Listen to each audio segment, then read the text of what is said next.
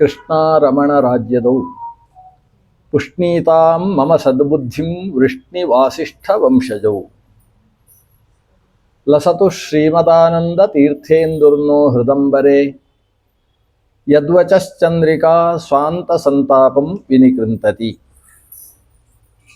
ಭವತಿ ಯದನುಭಾವಾತ್ ಏಡಮೂಕೋಪಿ ವಾಗ್ಮಿ ಜಡಮತಿರಪಿ ಜಂತುರ್ಜಾಯತೆ ಪ್ರಾಜ್ಞಮೌಲಿಃ ಸಕಲ ವಚನ ಚೇತೋ ದೇವತಾ ಭಾರತೀ ಸಾ ಮಮ ವಚಸಿ ನಿಧತ್ತಾಂ ಸನ್ನಿಧಿಂ ಮಾನಸೇ ಚ ಆಪಾದಮೌಲಿ ಪರ್ಯಂತಂ ಗುರುಣಾಂ ಆಕೃತಿಂ ಸ್ಮರೇತ್ ತೇನ ವಿಘ್ನಾಃ ಪ್ರಣಶ್ಯಂತಿ ಸಿದ್ಧ್ಯಂತಿ ಚ ಮನೋರಥಾಃ ಅನವದ್ಯಾತ್ಮಚಾರಿತ್ರಂ ವಾದಿ ಖದ್ಯೋತ ಭಾಸ್ಕರಂ ವಿದ್ಯಾಮಾನ್ಯ ಗುರುಂ ವಂದೇ ವಿದ್ಯಾ ವಿದ್ಯೋತ ಭಾಸ್ವರಂ ತಪಸ್ವಾಧ್ಯಾಯ ಶುಶ್ರೂಷಾ ಕೃಷ್ಣಪೂಜಾರತಂ ಮುನಿಂ ವಿಶ್ವೇಶಮಿಷ್ಟದಂ ವಂದೇ ಪರಿವ್ರಾಟ್ ಚಕ್ರವರ್ತಿನಂ ಶ್ರೀ ಗುರುಭ್ಯೋ ನಮಃ.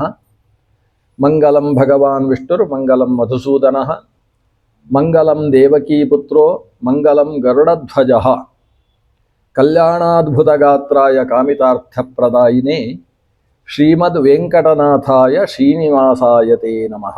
ಸರ್ವಮಂಗಲಮಾಂಗಲ್ಯೇ ಶಿವೆ ಸರ್ವಾರ್ಥಸಾಧಿಕೆ ಶರಣ್ಯೇ ತ್ರ್ಯಂಬಕೆ ದೇವಿ ನಾರಾಯಣಿ ನಮೋಸ್ತುತೆ. ಸುಮುಖೌ ಸುಂದರತರೌ ಸುನಾಸೌ ಸುಖಚಿತ್ತನು ಸುರಾರಾಧಿತಪಾದಾಬ್ಜೌ ರಮಾನಾರಾಯಣೋ ಸ್ತುಮಃ. ರಮಾನಾರಾಯಣರು ಇವರು ದೊಡ್ಡವರು ಇವರು ಚಿಕ್ಕವರು ಅಂತ ವಯಸ್ಸಿನ ವ್ಯತ್ಯಾಸ ಇಲ್ಲ. ಯುವಯೋಃ ನ ವಯೋಧಿಕಃ. ಅವರಿಬ್ಬರ ಮಧ್ಯದಲ್ಲಿ ಪತ್ನಿಗಿಂತ ಪತಿ ಒಂದು 9 ವರ್ಷ ದೊಡ್ಡವನಾಗಿದ್ದರೆ ಒಳ್ಳೆಯದಂತೆ. ಎಂತಹ ಹೆಣ್ಣನ್ನು ಮದುವೆಯಾಗಬೇಕು ಅಂತ ಸೂತ್ರದಲ್ಲಿ ಹೇಳುವಾಗ, ಶೌನಕ ಸೂತ್ರ ಗೃಹ್ಯ ಸೂತ್ರದಲ್ಲಿ ಹೇಳುವಾಗ ಮೊದಲು ಶುರು ಮಾಡುವುದು ಅಸಗೋತ್ರಾಂ ಸವರ್ಣಾಂ ಯವೀಯಸೀಂ ಅನುಕೂಲಾಂ ಯವೀಯಸೀಂ ಅಂತ ಹೀಗೆ ಹೇಳ್ತಾರೆ. ಅಂದರೆ ಮೊದಲು ಗೋತ್ರ ಬೇರೆ ಆಗಬೇಕು, ಆಮೇಲೆ ವರ್ಣ ಬೇರೆ ಆಗಿರಬಾರ್ದು. ಸವರ್ಣ ಅಂದರೆ ಬ್ರಾಹ್ಮಣೀ ನಾರಿ ಬ್ರಾಹ್ಮಣನಿಗೆ ದೇಯಳು ಅಂತ ಅದರ ಅರ್ಥ. ಮುಂದಕ್ಕೆ ಯವೀಯಸಿ ಅಂತ ವಯಸ್ಸಿನಲ್ಲಿ ಕಡಿಮೆ ಇರಬೇಕು ಅಂತ. ಆದರೆ ನಾವು ಇವತ್ತು ಹೇಳುವ ಮದುವೆಯಲ್ಲಿ ಎರಡೂ ವಯಸ್ಸು ಯಾರ್ದು ದೊಡ್ಡದು ಯಾರ್ದು ಚಿಕ್ಕದು ಅಂತ ಹೇಳಲಿಕ್ಕೆ ಆಗೋದಿಲ್ಲ. ಲಕ್ಷ್ಮೀ ಮತ್ತು ನಾರಾಯಣರಲ್ಲಿ ವಯಸ್ಸಿನಲ್ಲಿ ದೊಡ್ಡದು ಚಿಕ್ಕದು ಅನ್ನೋ ವ್ಯವಸ್ಥೆ ಇಲ್ಲ. ಅದಕ್ಕೆ ಲಕ್ಷ್ಮೀದೇವಿಗೆ ಸಮನ ಅಂತ ಹೆಸರು. ಸಮನಾ ಕಿಲ ಮಾತಸ್ತ್ವಂ ಅಮುನಾ ತತ ಯೋಗಿನಿ. ಸಮನಾ ಓ ಮಾತಃ, ನಿನಗೆ ಸಮನ ಅಂತ ಹೆಸರು. ಯಾಕಂದರೆ ನಾ ಅಂದರೆ ಪರಮಪುರುಷನಾದಂತಹ ಭಗವಂತ. ವ್ಯಾಪ್ತಿಯ ದೃಷ್ಟಿಯಲ್ಲಿ ಸಮ. ಎಲ್ಲೆಲ್ಲಿ ನಾರಾಯಣ ತುಂಬಿದ್ದಾನೆ ಅಲ್ಲೆಲ್ಲ ಲಕ್ಷ್ಮೀದೇವಿಯ ವ್ಯಾಪ್ತಿ ಇದೆ. ಪ್ರಕೃತಿ ಮತ್ತು ಪುರುಷ ಅದು ಎಲ್ಲೆಡೆ ವ್ಯಾಪ್ತಿ ಉಳ್ಳದ್ದು. ಆ ಕಾರಣದಿಂದ ಸಮನ ಅಂತ ಹೆಸರು. ಆದರೆ ಗುಣಗಣಗಳನ್ನು ಲೆಕ್ಕ ಹಾಕಿದರೆ ಲಕ್ಷ್ಮೀದೇವಿಗೆ ನಾರಾಯಣನ ಗುಣ ಎಷ್ಟು ಅಂತೇಳಿ ಇನ್ನೂ ಲೆಕ್ಕ ಹಾಕುವುದಕ್ಕೆ ಆಗುವುದಿಲ್ಲ ಅನ್ನುವಷ್ಟು ವ್ಯತ್ಯಾಸ ಇದೆ. ಲಕ್ಷ್ಮೀದೇವಿಗಿಂತ ಅನಂತಪಷ್ಟು ಮಿಗಿಲಿಸಿದಂತಹ ತತ್ವ ಪುರುಷ ತತ್ವ.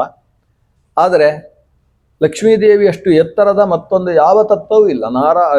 ಸಾಕ್ಷಾತ್ ಚತುರ್ಮುಖ ಬ್ರಹ್ಮನಿಗಿಂತಲೂ ಮಹಾಲಕ್ಷ್ಮಿ ಅನ್ನುವ ತತ್ವ ಕೋಟಿಪಟ್ಟು ಮಿಗಿಲಾದದ್ದು. ಅಂತಹ ಲಕ್ಷ್ಮೀದೇವಿಯ ವಿಶೇಷ ಸನ್ನಿಧಾನವುಳ್ಳಂತಹ ಒಂದು ಚೇತನ ಅದು ಪದ್ಮಾವತಿ ಅಂತ ಹೇಳುವ ಚೇತನ.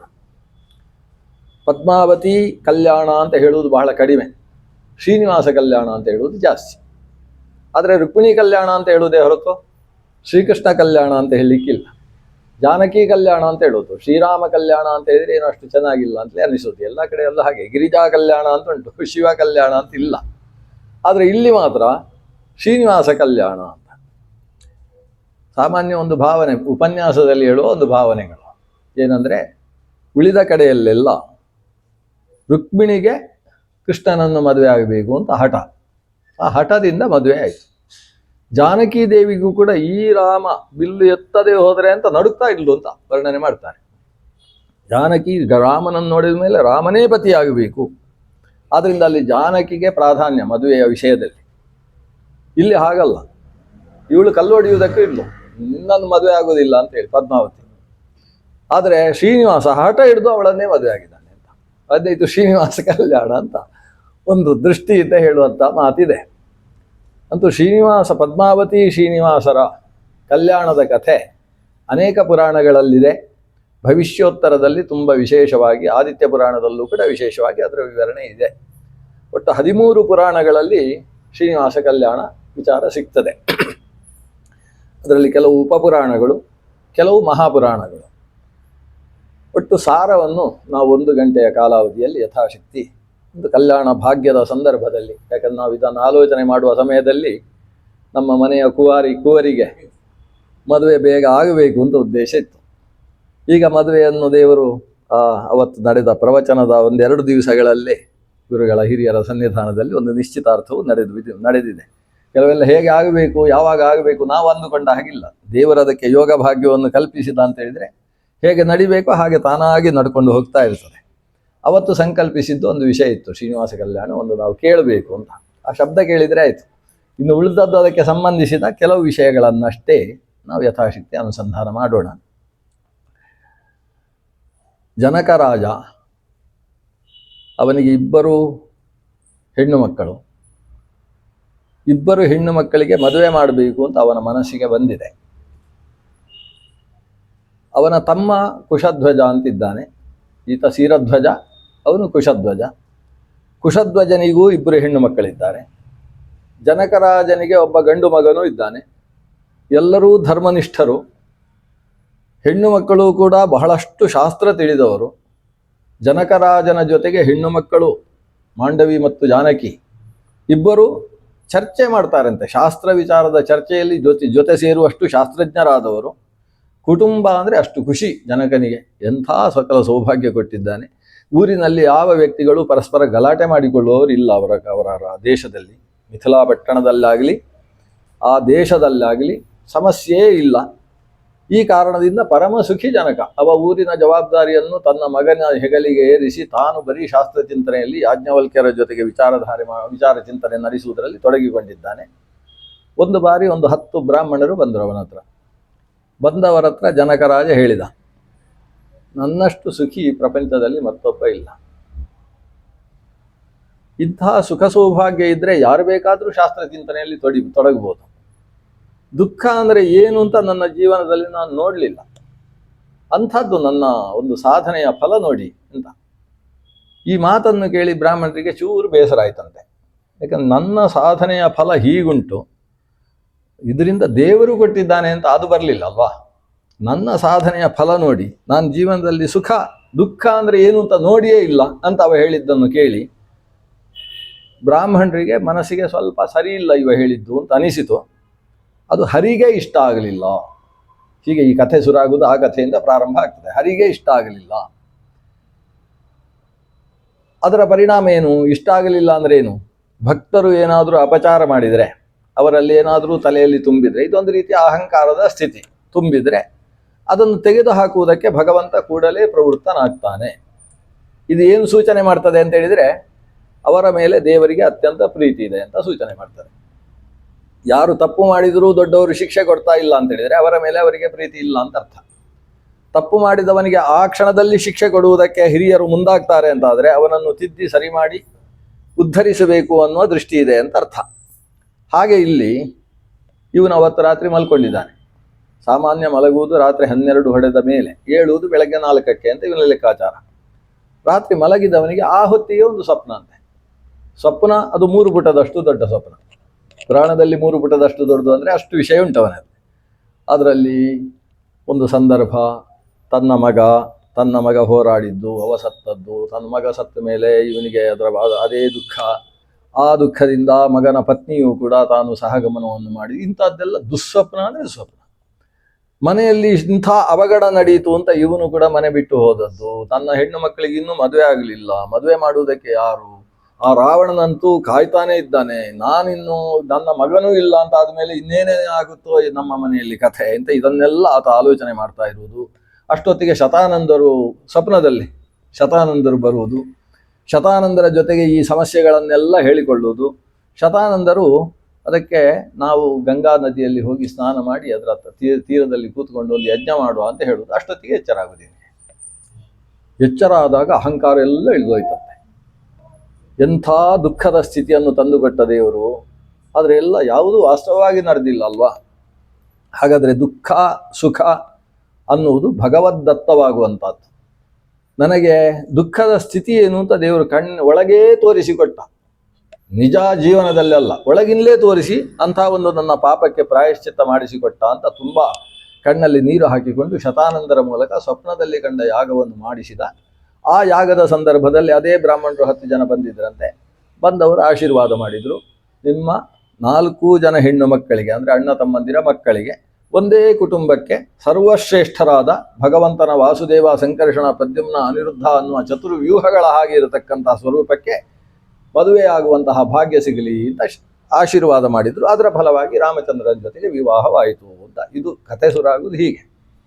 ಈ ಕಥೆಗೂ ಇಲ್ಲಿಗೂ ಏನು ಸಂಬಂಧ? ವಸ್ತುತಃ ಶ್ರೀನಿವಾಸ ಕಲ್ಯಾಣದಲ್ಲಿ ಕೃಷ್ಣ ಮತ್ತು ಯಶೋದೆ ಇವರ ಕಥೆ ಹೆಚ್ಚು ಬರಬೇಕು. ಯಾಕಂದರೆ ಯಶೋದೆಗೆ ಕೃಷ್ಣನದ್ದು ಮದುವೆ ನೋಡಲಿಲ್ಲ ಅಂತ ಒಂದು ಬೇಸರ.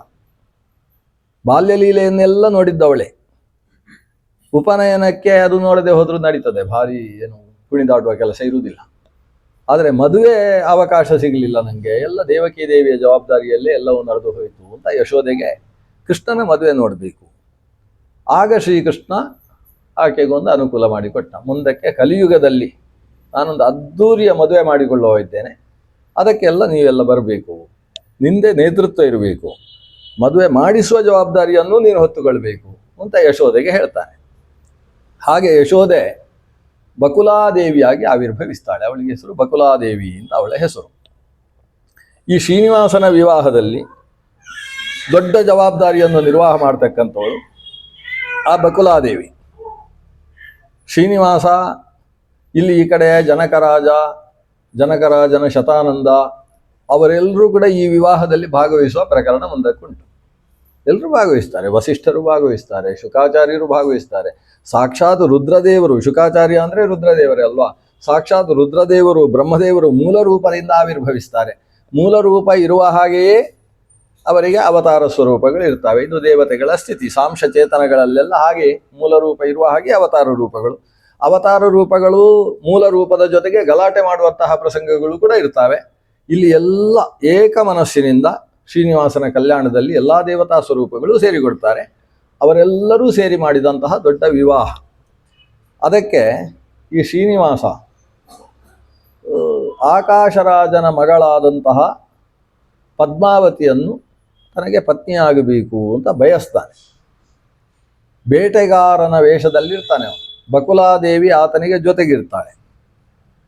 ಆ ಶ್ರೀನಿವಾಸ ಇವತ್ತಿನ ಏನು ಸಪ್ತಗಿರಿ ಅಂತ ನಾವು ಕರಿತೇವೆ, 7 ಪರ್ವತಗಳ ಒಡೆಯ ಅಂತ ಭಗವಂತನನ್ನು ಇವತ್ತು ಕರಿತೇವಲ್ವಾ, ಅಂತಹ ತಿರುಪತಿ ಬೆಟ್ಟಗಳು, ಅದರಲ್ಲಿ ಶೇಷಾದ್ರಿ, ವೃಷಭಾದ್ರಿ ಇತ್ಯಾದಿ, ಅದಕ್ಕೆ ಬೇರೆ ಬೇರೆ ಹೆಸರುಗಳು, ಬೇರೆ ಬೇರೆ ಯುಗದಲ್ಲಿ ಬೇರೆ ಬೇರೆ ಹೆಸರುಗಳಿದ್ದು ಈ ಯುಗದಲ್ಲಿ ಎಲ್ಲ ಹೆಸರಲ್ಲೂ ಕರಿತೇವೆ. ವೆಂಕಟಾದ್ರಿ ಅಂತ ವಿಶೇಷವಾಗಿ ಕಲಿಯುಗದಲ್ಲಿ ಹೆಸರು.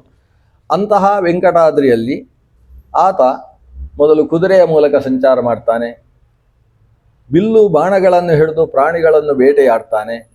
ಆ ಸಮಯದಲ್ಲಿ ಆಕಾಶರಾಜ ಸುತೆಯಾದಂತಹ ಪದ್ಮಾವತಿ ಸಖೀ ಸಮೇತಳಾಗಿ ಆ ಬೆಟ್ಟಕ್ಕೆ ಬಂದಿರ್ತಾಳೆ. ಆಕೆಯ ಬರುವಿಕೆ ಹೇಗೆ, ಸಖಿಯರು ಹೇಗಿದ್ರು, ಅವರ ಅಲಂಕಾರಗಳು ಹೇಗಿದ್ವು ಇತ್ಯಾದಿಗಳ ವಿವರಣೆ ಸಿಕ್ಕಾಪಟ್ಟೆ ವಿಸ್ತೃತವಾದದ್ದಿದೆ. ಅವು ಕಥೆಯನ್ನು ಮುಂದುವರಿಸಿಕೊಂಡು ಹೋಗುವುದಾದರೆ, ಆ ಸಮಯದಲ್ಲಿ ಶ್ರೀನಿವಾಸ ಮತ್ತು ಈ ಪದ್ಮಾವತಿಯ ಮುಖದರ್ಶನವಾಗ್ತದೆ. ಪದ್ಮಾವತಿಯನ್ನು ನೋಡಿ ಶ್ರೀನಿವಾಸನಿಗೆ ಈಕೆಯನ್ನೇ ಮದುವೆಯಾಗಬೇಕು ಅನ್ನುವ ಭಾವ ಅಂಕುರಿಸ್ತದೆ. ಆವಾಗ ಅವರೆಲ್ಲ ಸೇರಿ, ಅವರ ಸಖಿಯರು ಮತ್ತು ಪದ್ಮಾವತಿ ಸೇರಿ ಹೊಡೆದ ಕಲ್ಲಿಗೆ ಈತನ ಕುದುರೆಯೂ ಸತ್ತು ಹೋಗ್ತದೆ. ಹೀಗೆಲ್ಲ ಘಟನೆಗಳು ನಡೀತಾವೆ. ಆ ನಂತರದಲ್ಲಿ ಆಕಾಶರಾಜನ ಸುತೆ ಮನೆಗೆ ಬಂದವಳಿಗೆ ಈ ಶ್ರೀನಿವಾಸನನ್ನು ನೋಡಿದ ಕಾರಣದಿಂದಲೇ ಆಕೆಗೆ ಒಂದು ಕಾಮಜ್ವರ ಪ್ರಾರಂಭ ಆಗ್ತದೆ. ಮದುವೆಯಾಗಬೇಕು ಅವನನ್ನು ಅನ್ನುವ ಭಾವ ಹುಟ್ಟುತ್ತೆ. ಶ್ರೀನಿವಾಸನಿಗೂ ಆಕೆಯನ್ನು ವಿವಾಹವಾಗಬೇಕು ಅನ್ನೋ ಭಾವನೆ ಮುಂದುವರಿತದೆ. ಈ ಪ್ರಕರಣದಲ್ಲಿ ಆಕೆಯ ಜೊತೆಗೆ ವಿವಾಹದ ಪ್ರಕ್ರಿಯೆ ಶುರು ಮಾಡಬೇಕು ಅಂತೇಳಿದರೆ ಅದು ರಾಜನ ಕುಮಾರಿ. ರಾಜರಾಣಿಯರ ಒಪ್ಪಿಗೆ ಇಲ್ಲದೆ ವಿವಾಹವಾಗುವ ಹಾಗಿಲ್ಲ. ಅವರಿಬ್ಬರ ಒಪ್ಪಿಗೆಯನ್ನು ಪಡಿಬೇಕು ಅಂತೇಳಿದರೆ ಗಂಡಿಗೆ ಏನು ಕೆಲಸ ಅಂತೆಲ್ಲ ಪ್ರಶ್ನೆ ಬರ್ತದೆ. ಆತ ಕಾಡಿನಲ್ಲಿ ಓಡಾಡತಕ್ಕಂತಹ ವ್ಯಕ್ತಿ ಅಂತಾದರೆ ಹೆಣ್ಣು ಕೊಡುವುದಕ್ಕೆ ಸಾಧ್ಯ ಆಗಲಾರದು. ಆದ್ದರಿಂದಾಗಿ ಇದನ್ನು ಹೇಗಾದರೂ ಮುಂದುವರಿಸಬೇಕು ಅಂತೇಳಿ ಆ ಸಮಯದಲ್ಲಿ ಶ್ರೀನಿವಾಸ ಬಕುಲಾದೇವಿಯನ್ನು ಅಲ್ಲಿಗೆ ಕಳಿಸಿಕೊಡ್ತಕ್ಕಂಥ ಪ್ರಸಂಗ ನಡೆಯೋದು. ಇದಕ್ಕಿಂತ ಹಿಂದಿದ್ದೆಲ್ಲ ಹಸು, ಆತ ಕೊಡಲಿ ಬೀಸುವಂಥದ್ದೆಲ್ಲ ಸಿಕ್ಕಾಬಟ್ಟೆ ಕಥೆಗಳುಂಟು. ಅದನ್ನೆಲ್ಲ ಮದುವೆಗಿಂತ ತುಂಬ ದೂರದ ಕಥೆ ಅಂತ ಅದನ್ನು ಬದಿಗಿಟ್ಟಿದ್ದೇವೆ. ಆ ಸಮಯದಲ್ಲಿ ಬಕುಲಾದೇವಿ ಹೋಗ್ತಾಳೆ.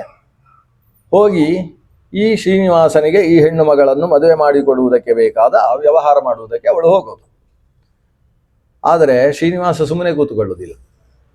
ಯಾಕಂದರೆ ಇವಳು ಹೋದವಳು ಮದುವೆಯನ್ನು ಪೂರ್ಣ ಮಟ್ಟದಲ್ಲಿ ನಿರ್ವಹಿಸ್ತಾಳೋ ಇಲ್ಲವೋ. ಯಾಕಂದರೆ ವ್ಯವಸ್ಥೆ ಬರಿಯ ಹೆಣ್ಣು ಮಕ್ಕಳಿಂದ ಆಗುವುದು ಕಷ್ಟ. ಏನಾದರೂ ತಪ್ಪಿದರೆ ಈ ಮದುವೆ ಅದು ಸರಿ ಇಲ್ಲ. ಇದು ಹೇಗಾದರೂ ಆಗಬೇಕು, ಕೆಲಸವನ್ನು ನಿರ್ವಹಿಸುವುದಕ್ಕೆ ನಾನೇ ಹೊರಡಬೇಕು ಅಂತೇಳಿ ತಾನೇ ಒಂದು ವೇಷ ಹಾಕಿಕೊಂಡು ಹೊರಟ. ಅದು ಕೊರವಂಜಿ ವೇಷ. ಕೊರವಂಜಿ ವೇಷದಲ್ಲಿ ಹೋಗುವಾಗ ಜೊತೆಗೆ ಬ್ರಹ್ಮ ಮತ್ತು ರುದ್ರದೇವರು ಕೂಡ ಜೊತೆಗಿದ್ದಾರೆ. ಒಂದು ಮಗುವನ್ನು ಹಿಡ್ಕೊಂಡು ಹೊರಟಿದ್ದಾನೆ. ಎಲ್ಲ ಜೊತೆಗೆ ತ್ರಿಮೂರ್ತಿಗಳು ಬಂದ ಹಾಗೆ ಕೊರವಂಜಿ ವೇಷದಲ್ಲಿ. ಇಲ್ಲಿ ಯಾವಾಗ ಕೊರವಂಜಿ ಆ ಪ್ರದೇಶದಲ್ಲಿ ಆಗಮಿಸ್ತಾಳೆ, ಅವಳನ್ನು ನೋಡಿದ ಕೂಡಲೇ ರಾಜನ ತಾಯಿ ಅಂದರೆ ಈ ಪದ್ಮಾವತಿಯ ತಾಯಿ ಆಕೆಯನ್ನು ಮನೆಗೆ ಕರೆಸಿಕೊಳ್ತಾಳೆ. ಅದಕ್ಕೆ ಕಾರಣ ಏನು ಅಂತ ಹೇಳಿದರೆ, ಆಕೆಯ ದಾಸಿ ಬಂದು ಹೇಳಿದ್ಲು, ಭಾರಿ ಕೊರವಂಜಿ, ಅದನ್ನು ಆಕೆ ಒಂದು ವಿಷಯ ಹೇಳಿದ್ಲು ಅಂತ ಹೇಳಿದರೆ ಅದು ಸುಳ್ಳಾಗಲಿಕ್ಕೆ ಸಾಧ್ಯ ಇಲ್ಲ. ನನ್ನ ಕುಟುಂಬದ ಬಗ್ಗೆ ಹೇಳಿದ್ಲು, ಪಕ್ಕದ ಮನೆಯವರ ಬಗ್ಗೆ ಹೇಳಿದರು, 2 ವರ್ಷ ಆಗಿ ಹೋದದ್ದೇನು ಅಂತ ಹೇಳಿದರು, ಮುಂದಕ್ಕೆ ಏನಾಗ್ತದೆ ಅಂತ ಹೇಳಿದರು, ನನ್ನ ಮಗಳಿಗೂ ಮುಂದಕ್ಕೆ ಆಗುವಂತಹ ಸೌಭಾಗ್ಯದ ಬಗ್ಗೆ ಹೇಳಿದ್ದಾಳೆ, ಎಲ್ಲ ವಿಷಯ ಹೇಳಿದ್ರು. ಅಷ್ಟು ವಿಶ್ವಾಸ ಆಕೆಯ ಮೇಲೆ ಇರುವುದನ್ನು ಕಂಡು ಈ ತಾಯಿ ಆಕೆಯನ್ನು ಮನೆಗೆ ಕರೆಸಿಕೊಳ್ಳುವುದರ ಹಿನ್ನೆಲೆ, ತನ್ನ ಮಗಳಿಗೆ ಮನಸ್ಸಿನಲ್ಲಿ ಏನೋ ಒಂದು ರೀತಿಯ ವೇದನೆ ಇದೆ, ಆ ಹುಡುಗನ ಜೊತೆಗೆ ವಿವಾಹ ಮಾಡಿಸಬೇಕಾಗಿದೆ ಮಗಳಿಗೆ, ಅದನ್ನು ಕೊರವಂಜಿಯ ಮೂಲಕ ಒಂದು ಭವಿಷ್ಯ ಕೇಳಬೇಕು ಅಂತಲೇ ಕರೆಯೋದು. ಹಾಗೆ ಬಂದಂತಹ ಕೊರವಂಜಿ ಆಕೆಯ ವ್ಯವಹಾರ ನೋಡಿ. ಭಗವಂತ ಒಂದು ಹೆಣ್ಣಿನ ವೇಷ ಹಾಕಿಕೊಂಡು ಬಂದದ್ದು. ಇದು ಹೆಣ್ಣಿನ ವೇಷ ಅಂತ ಹೇಳಿದರೆ ಹೇಗೆ? ಹೆಣ್ಣೆ, ಗಂಡಲ್ಲ. ಗಂಡು ಹೆಣ್ಣಿನ ವೇಷ ಹಾಕಿದ್ದಲ್ಲ, ಹೆಣ್ಣೇ ಆಗಿ ಶ್ರೀನಿವಾಸ ಅಲ್ಲಿಗೆ ಮನೆಗೆ ಬಂದದ್ದು. ಅಂದರೆ ಭಗವಂತನಿಗೆ ಸ್ವರೂಪಭೂತವಾಗಿ 2 ಇದೆ. ಸ್ತ್ರೀರೂಪಶ್ಚೈವ ಪುಂರೂಪ ಭಗವಾನ್ ನ ನಪುಂಸಕಃ. ಭಗವಂತನ ಸ್ವರೂಪದಲ್ಲೇ ಪುರುಷ ರೂಪ, ಸ್ತ್ರೀ ರೂಪ 2 ಇದೆ. ಅದು ತಾನು ಸ್ತ್ರೀ ರೂಪದಲ್ಲಿ ಕೊರವಂಜಿ ವೇಷದಲ್ಲಿ ಬಂದು ಇವರಿಗೆಲ್ಲ ಮುಂದಕ್ಕೆ ಆ ಶ್ರೀನಿವಾಸನ ಜೊತೆಗೆ ಈಕೆಯ ವಿವಾಹವಾಗುವುದಕ್ಕೆ ಬೇಕಾದ ಎಲ್ಲ ವ್ಯವಸ್ಥೆಯನ್ನು ಪರಿಕಲ್ಪಿಸಿ ಬಿಡ್ತಾರೆ. ಅಂದರೆ ಭವಿಷ್ಯದ ದೃಷ್ಟಿಯಲ್ಲಿ ಹೀಗಾಗ್ತದೆ, ಹೀಗೆ ಮಾಡಬೇಕು, ಹಾಗೆ ಮಾಡಬೇಕು ಅಂತೆಲ್ಲ ವಿಚಾರವನ್ನು ಅಲ್ಲಿ ಹೇಳಿ ಆಯಿತು. ಇದಾದ ಮೇಲೆ ಬಕುಲಾದೇವಿಯ ಆಗಮನ ಆಗ್ತದೆ. ಆಕೆಗೆ ಕಷ್ಟವೇ ಆಗೋದಿಲ್ಲ. ಮುಂದಕ್ಕೆ ವಿವಾಹದ ವ್ಯವಸ್ಥೆಯನ್ನು ನಿರ್ವಹಿಸುವುದು ಕ್ಲೇಶವೇ ಆಗಲಿಲ್ಲ. ಅಂತೂ ನಮಗೆ ಈ ಪ್ರಕರಣಗಳಿಂದೆಲ್ಲ ಅರ್ಥ ಆಗುವ ವಿಷಯ ಏನು ಅಂತ ಹೇಳಿದರೆ, ಇದು ಒಂದು ರೀತಿಯ ವೇದಾಂತದ ತತ್ವವನ್ನು ತಿಳಿಸುವುದಕ್ಕೋಸ್ಕರ ಭಗವಂತನ ನಾಟಕಗಳು, ಇದೆಲ್ಲ ಲೀಲಾ ವಿಲಾಸಗಳು. ಯಾರ ಮೂಲಕ ಕೆಲಸವನ್ನು ಮಾಡಿಸಿದರೂ ಅದರ ಹಿನ್ನೆಲೆಯಲ್ಲಿ ಭಗವಂತನ ಅನುಗ್ರಹ ಇದ್ದಾಗ ಅದು ಕೆಲಸ ಆಗ್ತದೆ. ಆಗಬೇಕು ಅಂತ ದೇವರ ಸಂಕಲ್ಪ ಇದ್ದರೆ ಅವನೇ ನಿಂತು ಕೆಲಸವನ್ನು ಪ್ರತಿಯೊಬ್ಬರ ಮೂಲಕ ಮಾಡಿಸ್ತಾನೆ ಅನ್ನುವುದು ಅರ್ಥವಾಗುವ ವಿಷಯ. ವಿವಾಹ ನಿಶ್ಚಯವೂ ಆಗ್ತದೆ. ಆ ವಿವಾಹ ನಿಶ್ಚಯದ ವಿಷಯದಲ್ಲಿ ಪುರೋಹಿತರಾಗಿ ಬಂದವರು ಮುಖ್ಯವಾಗಿ ಶುಕಾಚಾರ್ಯರು. ಬೃಹಸ್ಪತ್ಯಾಚಾರ್ಯರೆಲ್ಲ ಅಸಿಸ್ಟೆಂಟುಗಳು ಶುಕಾಚಾರ್ಯರಿಗೆ. ಶುಕಾಚಾರ್ಯರಿಗೆ ಅಷ್ಟು ದೊಡ್ಡ ಪೌರೋಹಿತ್ಯದ ಜ್ಞಾನ ಇದೆ ಅಂತ ಗೊತ್ತಾಗುವುದೇ ನಮಗೆ ಶ್ರೀನಿವಾಸ ಕಲ್ಯಾಣದ ಕಥೆಯಲ್ಲಿ. ಶುಕಾಚಾರ್ಯರು ದೊಡ್ಡ ವೇದಾಂತಿಗಳು, ಭಾಗವತ ಕಥೆಯನ್ನು ಹೇಳ್ತಕ್ಕಂಥವರು, ಬಹಳಷ್ಟು ತತ್ವಜ್ಞಾನ ಉಳ್ಳವರು ನಾವು ತಿಳ್ಕೊಂಡಿದ್ದೇವೆ. ವೇದ ಮಂತ್ರಗಳ ಬಗ್ಗೆ, ಅದರಲ್ಲಿ ಎಲ್ಲಕ್ಕಿಂತ ಕಷ್ಟದ ಪೌರೋಹಿತ್ಯ ಅಂತ ಹೇಳಿದರೆ ವಿವಾಹದ ಪೌರೋಹಿತ್ಯ. ಯಾಕೆ ಅಂತ ಹೇಳಿದರೆ ಅದರಲ್ಲಿ ಪುರೋಹಿತರ ಕರ್ತವ್ಯಕ್ಕಿಂತ ಹೆಚ್ಚು ಮುತ್ತೈದೆಯರ ಕರ್ತವ್ಯ ಜಾಸ್ತಿ ಇರೋದು. ಅದರಿಂದ ವಿವಾಹದಲ್ಲಿ ಪುರೋಹಿತರಿಗಿಂತ ದೊಡ್ಡ ಪೌರೋಹಿತ್ಯ ನಡೆಸೋರು ಯಾರು ಅಂದರೆ ಮುತ್ತೈದೆಯರೇ ನಡೆಸೋದು. ಬೇರೆ ಬೇರೆ ರೀತಿಯ ಪೂಜೆಗಳಾಗಲಿಕ್ಕಿದೆ. ಅದು ಶಚೀದೇವಿಯ ಪೂಜೆ ಇರ್ಬೋದು, ಗಿರಿಜಾ ಪೂಜೆ ಇರ್ಬೋದು. ಆ ಎಲ್ಲ ಪೂಜೆಯನ್ನು ಕೂಡ ಪುರೋಹಿತರು ಹೇಳುವ ಮಂತ್ರದ ಮೂಲಕ ನಡೆಸುವುದಲ್ಲ, ಸ್ತ್ರೀಯರು ಹೇಳತಕ್ಕಂತಹ ಪದ್ಯದ ಮೂಲಕವಾಗಿ ನಡೆಸುವುದು. ಅದರಲ್ಲಿ ಮುತ್ತೈದೆಯರೇ ಪುರೋಹಿತರಾಗಿ ಆ ಕೆಲಸವನ್ನು ನಡೆಸುವಂತಹ ಪ್ರಕ್ರಿಯೆ ಜಾಸ್ತಿ ಇರುವಂಥದ್ದು. ಆದರೆ ಆ ಮುತ್ತೈದೆಯರು ಅದನ್ನು ಸಕಾಲದಲ್ಲಿ ಮುಗಿಸುವಂತಹ ಜವಾಬ್ದಾರಿ ಪುರೋಹಿತರ ಕೈಯಲ್ಲಿ ಇರ್ತದೆ. ಈ ಹೊತ್ತಿಗೆ ಈ ಪ್ರಕ್ರಿಯೆಯನ್ನು ಇಂಥವರು ನಡೆಸಬೇಕು ಅಂತ ವ್ಯವಸ್ಥೆಯನ್ನು ಮಾಡುವುದಕ್ಕೆ ಪುರೋಹಿತರು ನಿಯಾಮಕರಾಗಿರ್ತಾರೆ. ಅವರ ಮೂಲಕ ಕೆಲಸ ನಡೆಸಬೇಕು. ಅಂತಹ ಮಹತ್ ಕಾರ್ಯಗಳನ್ನೆಲ್ಲ ಶುಕಾಚಾರ್ಯರು ಮುಂದೆ ಇತ್ತು ನಡೆಸ್ತಕ್ಕಂತಹ. ಜೊತೆಗೆ ನಾರದರು ಕೂಡ ಅದರಲ್ಲಿ ಬಹಳಷ್ಟು ಕೆಲಸಗಳನ್ನು ಮಾಡ್ತಾರೆ. ವಿವಾಹದ ಸಂದರ್ಭದಲ್ಲಿ ಬಂದಂತಹ ಅತಿಥಿಗಳನ್ನು ಸ್ವಾಗತಿಸುವುದಕ್ಕೆಲ್ಲ ನಾರದ ಪ್ರಭೃತಿಗಳಿದ್ದಾರೆ. ನಾರದರು ಸ್ವಾಗತಕ್ಕಿದ್ದಾರೆ ಅಂತ ಎಷ್ಟೋ ಜನ ನಾವೇ ಇವತ್ತು ಹೋಗಬೇಕು ಅಂತ ಬಂದವರು ಇರ್ತಾರೆ. ಅಲ್ಲಿ ಶ್ರೀನಿವಾಸನೇ ಮುಂದೆ ನಿಂತು, ಈಗ ನಡೀತಾ ಇರತಕ್ಕಂತಹ ವಿವಾಹ ರಾಜಕುಮಾರಿಯ ಜೊತೆಗೆ ನನ್ನ ವಿವಾಹ, ಆದರೆ ಈ ವಿವಾಹಕ್ಕೆ ಬಹಳಷ್ಟು ಸಂಪತ್ತು ಬೇಕು, ಯಾಕಂದರೆ ರಾಜೋಚಿತವಾದಂತಹ ವಿವಾಹ ನಡೆಯಬೇಕು. ಅಂತಹ ಸಂಪತ್ತು ಎಲ್ಲಿಂದ ತರುವುದು ಅಂತ ಕುಬೇರನ ಹತ್ರ ಹೋಗಿ ಕೇಳಿದ್ದು ಘಟನೆ ಉಂಟು. ಕುಬೇರ ಬಡ್ಡಿಗೆ ಕೊಡ್ತೇನೆ ಅಂತ ಹೇಳಿದಂತೆ ಸಾಲ. ಮೊದಲು ಕುಬೇರ ಹೇಳಿದ್ದು ಬೇಕಾದಷ್ಟು ತೆಗೋನು, ಎಲ್ಲ ನಿನ್ನದೇ ಸ್ವಾಮಿ ಅಂತ ಮೊದಲು ಹೇಳ್ತಾನೆ, ಸರಿಯಾದ ಕ್ರಮದಲ್ಲೇ ಹೇಳ್ತಾನೆ. ಶ್ರೀನಿವಾಸ ಹೇಳ್ತಾನೆ, ಹಾಗೆಲ್ಲ ಬೇಡ, ನಾನು ಆವಿರ್ಭವಿಸಿದವ ಇಲ್ಲಿ ಮನುಷ್ಯನ ಹಾಗೆ, ಆದ್ದರಿಂದ ನೀನೇ ಕೊಡುವುದಾದರೂ ಕೂಡ ಏನು ನಿನ್ನ ವ್ಯವಸ್ಥೆ ಇದು ಅದರ ಪ್ರಕಾರ ಕೊಡು ಅಂತ. ಎಷ್ಟು ತೆಗೊಂಡ ಅಂತ ಲೆಕ್ಕಾಚಾರವೂ ಕೂಡ ಇದೆ, ಅದು ಅರ್ಬುದ ಸಂಖ್ಯೆಯಲ್ಲಿ ಸ್ವೀಕಾರ ಮಾಡ್ತಾನೆ. ಆ ಸ್ವೀಕಾರ ಮಾಡಿದ್ದಕ್ಕೆ ಕಾಲದಲ್ಲಿ ಇಷ್ಟಿಷ್ಟು ನಾನು ಒದಗಿಸಿ ಕೊಡ್ತೇನೆ ಅಂತಲೂ ಸ್ವತಃ ಶ್ರೀನಿವಾಸ ಹೇಳ್ತಾನೆ. ಆ ಒದಗಿಸುವುದಕ್ಕೆ ನಾವೆಲ್ಲ ಹುಂಡಿಗೆ ಹಾಕೋದು ಅಂತ ಒಂದು ಚಾಲ್ತಿಯಲ್ಲಿ ಉಂಟು ಈಗಿನ ವ್ಯವಸ್ಥೆ, ಅದೆಲ್ಲ ಇಲ್ಲಿಲ್ಲ. ಹುಂಡಿಯಲ್ಲಿ ಹಾಕಿ ಪಾಪ ಅವರಿಗೆ ಸಾಲ ಆಗಿದೆ ಬಡ್ಡಿ ಕೊಡಬೇಕು, ಅದಕ್ಕೆ ಹುಂಡಿಯಲ್ಲಿ ಹಾಕಿದ್ದು ಆ ಕಥೆಗಳೆಲ್ಲ ಅಲ್ಲಿಲ್ಲ. ಆದರೆ ಆ ಕುಬೇರನಿಂದ ಅನೇಕ ನಿಧಿಗಳನ್ನು ತಾನು ಅದಕ್ಕೋಸ್ಕರ ಪಡಿತಾನೆ. ಪಡೆದದ್ದು ಯಾಕೆ ಅಂತ ಹೇಳಿದ್ರೆ ಬಂದವರಿಗೆಲ್ಲ ಉಡುಗೊರೆಗಳನ್ನು ಕೊಡುವುದಕ್ಕೋಸ್ಕರ. ವಿವಾಹದ ನಿಮಿತ್ತ ಅಡಿಗೆ ಮಾಡುವುದು ಹೇಗೆ ಅನ್ನುವುದನ್ನು ಅಗ್ನಿ ಮೊದಲಾದ ದೇವತೆಗಳ ಜೊತೆಗೆ ಪೂರ್ವಾಲೋಚನೆಯನ್ನು ಸಾಕ್ಷಾತ್ ಶ್ರೀನಿವಾಸನೇ ನಿಂತು ನಡೆಸ್ತಾನೆ. ಅಡಿಗೆ ಹೇಗೆ ಮಾಡುವುದು ಅಂತ. ಅಡಿಗೆ ಮಾಡುವುದಕ್ಕೆ ಪಾತ್ರೆ ಇತ್ಯಾದಿಗಳೆಲ್ಲ ಬಂದಿದೆ ವಸ್ತುತಃ, ಆದರೆ ಇಲ್ಲಿ ಸೇರುವ ಜನರಿಗೆ ಪಾತ್ರೆಯಲ್ಲಿ ಅಡಿಗೆ ಮಾಡಿದರೆ ಸಾಕಾಗುವುದಿಲ್ಲ ಅಂತೆ. ಆವಾಗ ಅಲ್ಲಿಯ ತೀರ್ಥಗಳು ಯಾವ್ಯಾವುದುಂಟು, ನೀವು ಇಡೀ ನಮಗೆ ಆ 7 ಪರ್ವತಗಳ ಪರಿಸರದಲ್ಲಿ ಶ್ರೀನಿವಾಸನ ಸನ್ನಿಧಾನದಲ್ಲಿ ಎಲ್ಲಿ ಯಾವ ಕಪಿಲ ತೀರ್ಥದಿಂದ ಹಿಡ್ಕೊಂಡು ಆಕಾಶಗಂಗೆಯ ತನಕ ಅಲ್ಲಿ ಏನೇನುಂಟು ಎಲ್ಲದರ ಪರಿಚಯವನ್ನು ಮಾಡಿಸಿ ಶ್ರೀನಿವಾಸ ಹೇಳ್ತಾನೆ, ಇದರಲ್ಲಿ ಈ ಮಡುವಿಗೆ ಸಾರು ವ್ಯವಸ್ಥೆ, ಇನ್ನೊಂದರಲ್ಲಿ ಪಾಯಸದ ವ್ಯವಸ್ಥೆ, ಮಡುವಿನಲ್ಲಿ ಅದರಲ್ಲೇ ವ್ಯವಸ್ಥೆ. ಅದಕ್ಕೇನು ಮಾಡಬೇಕು, ಅಗ್ನಿದೇವ, ಅದಕ್ಕೆ ಆ ಚಿಂತನಗೋಷ್ಠಿಯಲ್ಲಿ ಅಗ್ನಿಯನ್ನು ಮುಂದೆ ಇಟ್ಟುಕೊಂಡೇ ನಡೆದ ಚಿಂತನೆ. ಅಗ್ನಿದೇವ ಇದ್ದಾನೆ, ವರುಣದೇವ ಇದ್ದಾನೆ.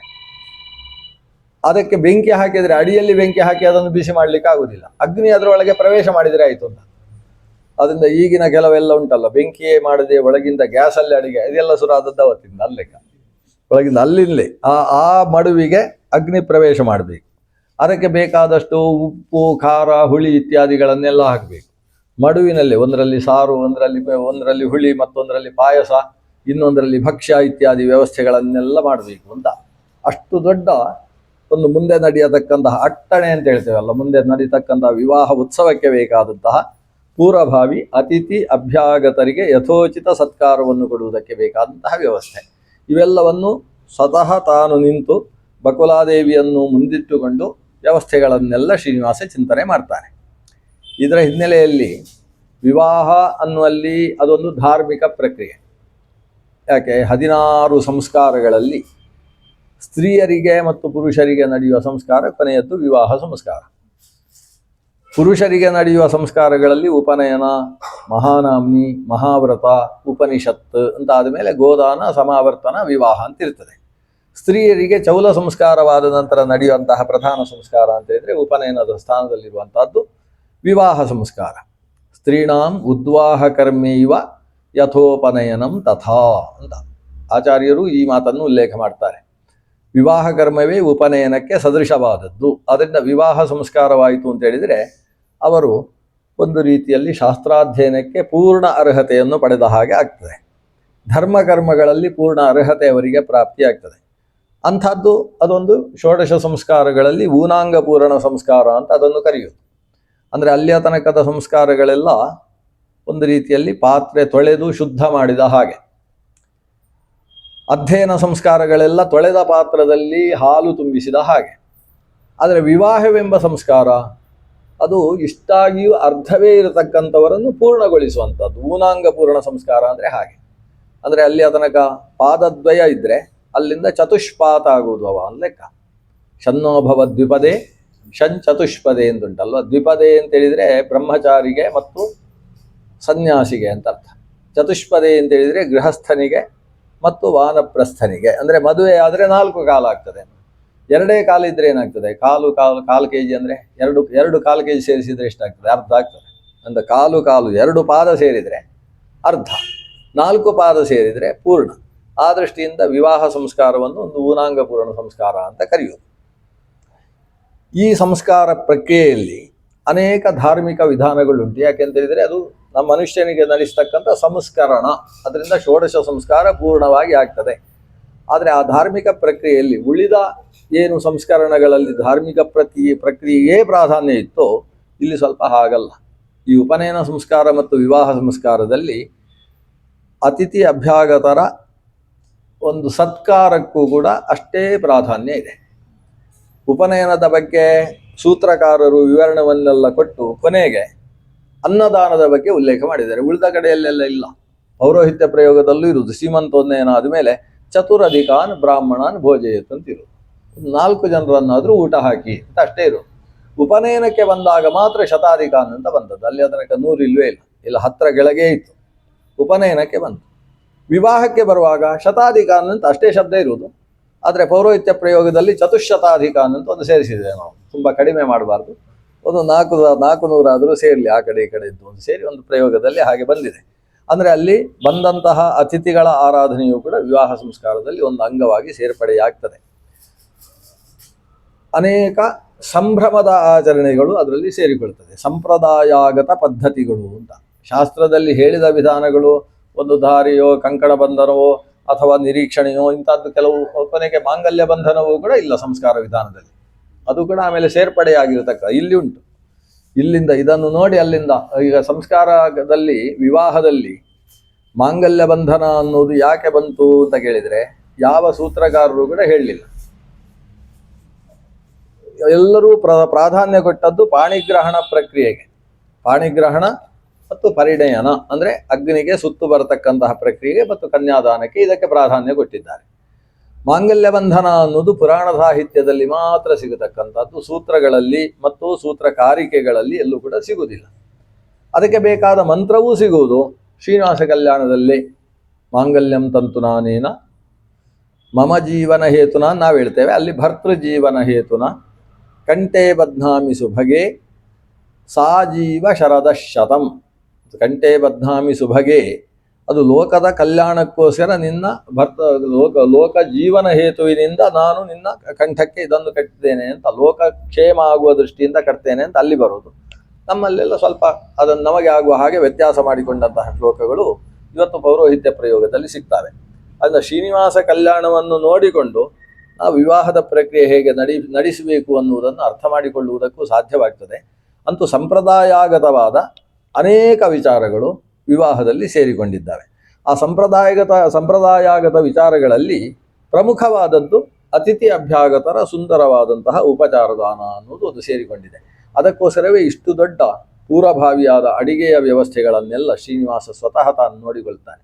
ಹಾಗಾಗಿಯೇ ಇದರಲ್ಲಿ ಅನೇಕ ಜನರು ಒಟ್ಟು ಸೇರಿ ಬರುವಂತಹ ಒಂದು ಶೋಭಾಯಾತ್ರೆ ನಾವಿವತ್ತು ದಿಬ್ಬಣ ಅಂತ ಕರಿತೇವೆ. ದಿಬ್ಬಣ ಅಂದರೆ ದಿವ್ಯ ಬಣ ಅಂತ. ಆ ದಿವ್ಯವಾದ ಒಂದು ಬಣ, ಬ್ರಾಹ್ಮಣರ ಅದಕ್ಕಿಂತಲೂ ಹೆಚ್ಚು ಬ್ರಾಹ್ಮಣ ಸ್ತ್ರೀಯರ ಒಂದು ಬಣ ಒಟ್ಟಿಗೆ ಬರುವುದು. ಬರಬೇಕಾದ್ರೆ ಅಷ್ಟಮಂಗಲವನ್ನು ಮುಂದಿಟ್ಟುಕೊಂಡು ಬರಬೇಕು. ಇಲ್ಲಿ ಷೋಡಶ ಮಂಗಲಗಳಿಗೆ ವಿವರಣೆ ಇದೆ. ಬರೀ ಅಷ್ಟಮಂಗಲಗಳು ಮಾತ್ರ ಅಲ್ಲ, ಷೋಡಶ ಮಂಗಲಗಳನ್ನು ಮುಂದಿಟ್ಟುಕೊಂಡು ಬರುವಂತಹ ವಿವರಣೆ ಇದೆ. ಆ ದಿವ್ಯ ಬಣ ಬರುವುದೇ ಚಂದ. ಅದರಲ್ಲಿ ಮುಂಭಾಗದಲ್ಲಿ ಅವ ಹೇಳ್ತಾನೆ ಭಗವಂತ, ಇಲ್ಲಿ 5 ಮುಖದವರು 6 ಮುಖದವರು 7 ಮುಖದವರು ಎಲ್ಲ ಒಟ್ಟಿಗೆ ಮೊದಲಿರಬೇಕು ಅಂತ. ನಮ್ಮಲ್ಲೆಲ್ಲ 1 ಮುಖದವರು ಜಾಸ್ತಿ ಇರುವುದು, 4 2 ಇರ್ಬೋದು. ಆದರೆ ಇಲ್ಲಿ ಹಾಗಲ್ಲ, ಸಹಸ್ರ ಮುಖರಿದ್ದಾರೆ, ಅನಂತ ಶೇಷ ಇದ್ದಾರೆ, 5 ಮುಖದ ರುದ್ರ, 5 ಮುಖದ ಪ್ರಾಣ, 4 ಮುಖದ ಚತುರ್ಮುಖ ಬ್ರಹ್ಮ, 6 ಮುಖದ ಷಡಾನನ, ಇಲ್ಲ ಹೆಚ್ಚೆಚ್ಚು ಮುಖದವರೆಲ್ಲ ಮುಂದಿಟ್ಟುಕೊಂಡು ಅಗ್ನಿ 3 ಮುಖದವಂತೆ. ಇಲ್ಲಿ 3 ಮುಖದ ಅಗ್ನಿ, 2 ಮುಖದ ಸರ್ಪಗಳು, ಕೆಲವರಿಲ್ಲ ಸರ್ಪರಾಶಿಯಲ್ಲಿ ಅನೇಕ ಬಗೆಯದ್ದೆಲ್ಲ ಇದೆ. ಅಂಥವರೆಲ್ಲ ಅವರನ್ನೆಲ್ಲ ಮುಂದಿಟ್ಟುಕೊಂಡು ಅವರ ಸ್ತ್ರೀಯರು ಜೊತೆಗೇ ಇರಬೇಕಂತೆ. ಸ್ತ್ರೀ ಪುರುಷರು ಒಟ್ಟೊಟ್ಟಿಗೆ ಅವರದ್ದು ಬೇರೆ ಬೇರೆ ಥರದ ನೃತ್ಯ ವಾದ್ಯ ಘೋಷಗಳಿರಬೇಕಾದರೆ ಮಾತ್ರ ಪ್ರತ್ಯೇಕವಾದ ಘೋಷ. ಉಳಿದ ಹಾಗೆ ಸತಿಪತಿಯರು ಜೊತೆಗೆ ನಿಂತು ಸಾಗತಕ್ಕಂತಹ ದಿವ್ಯ ಬಣ.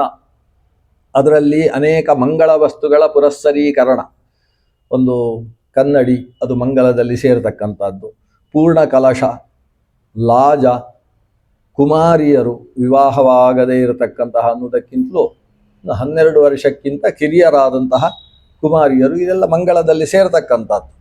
ಅವರು ಆ ಕುಮಾರಿಯರು ಮುತ್ತೈದೆಯರು ಪುಷ್ಪ ಇತ್ಯಾದಿ ಏನು ಅಲಂಕಾರ ಏನೇನು ಮಂಗಲಗಳುಂಟು ಆ ಮಂಗಲಗಳಿಗೂ ಒಂದು ಥರದ ಲಕ್ಷಣಗಳುಂಟು. ಆ ಪುಷ್ಪ ಮಾತ್ರ ಇದ್ರೆ ಮಂಗಳ ಆಗುವುದಿಲ್ಲ, ಅದನ್ನು ಕಟ್ಟಿರ್ಬೇಕಂತೆ ಪುಷ್ಪ ಮಾಲೆ. ಮುತ್ತೈದೆಯರು ಇದ್ದ ಕೂಡಲೇ ಮಂಗಳ ಆಗುವುದಿಲ್ಲ, ಅವರು ಅಷ್ಟಮಂಗಲ ಭೂಷಿತೆಯರಾಗಬೇಕಂತೆ, ಅವರಲ್ಲೂ ಅಷ್ಟಮಂಗಲ ಇರಬೇಕು. ಆವಾಗ ಆಕೆ ಮಂಗಳ ಸ್ವರೂಪಿಣಿ ಅಂತ ದರ್ಶನ ಮಾತ್ರದಿಂದ ಆ ಮಂಗಲ ನಿವೃತ್ತಿ ಆಗ್ತದೆ.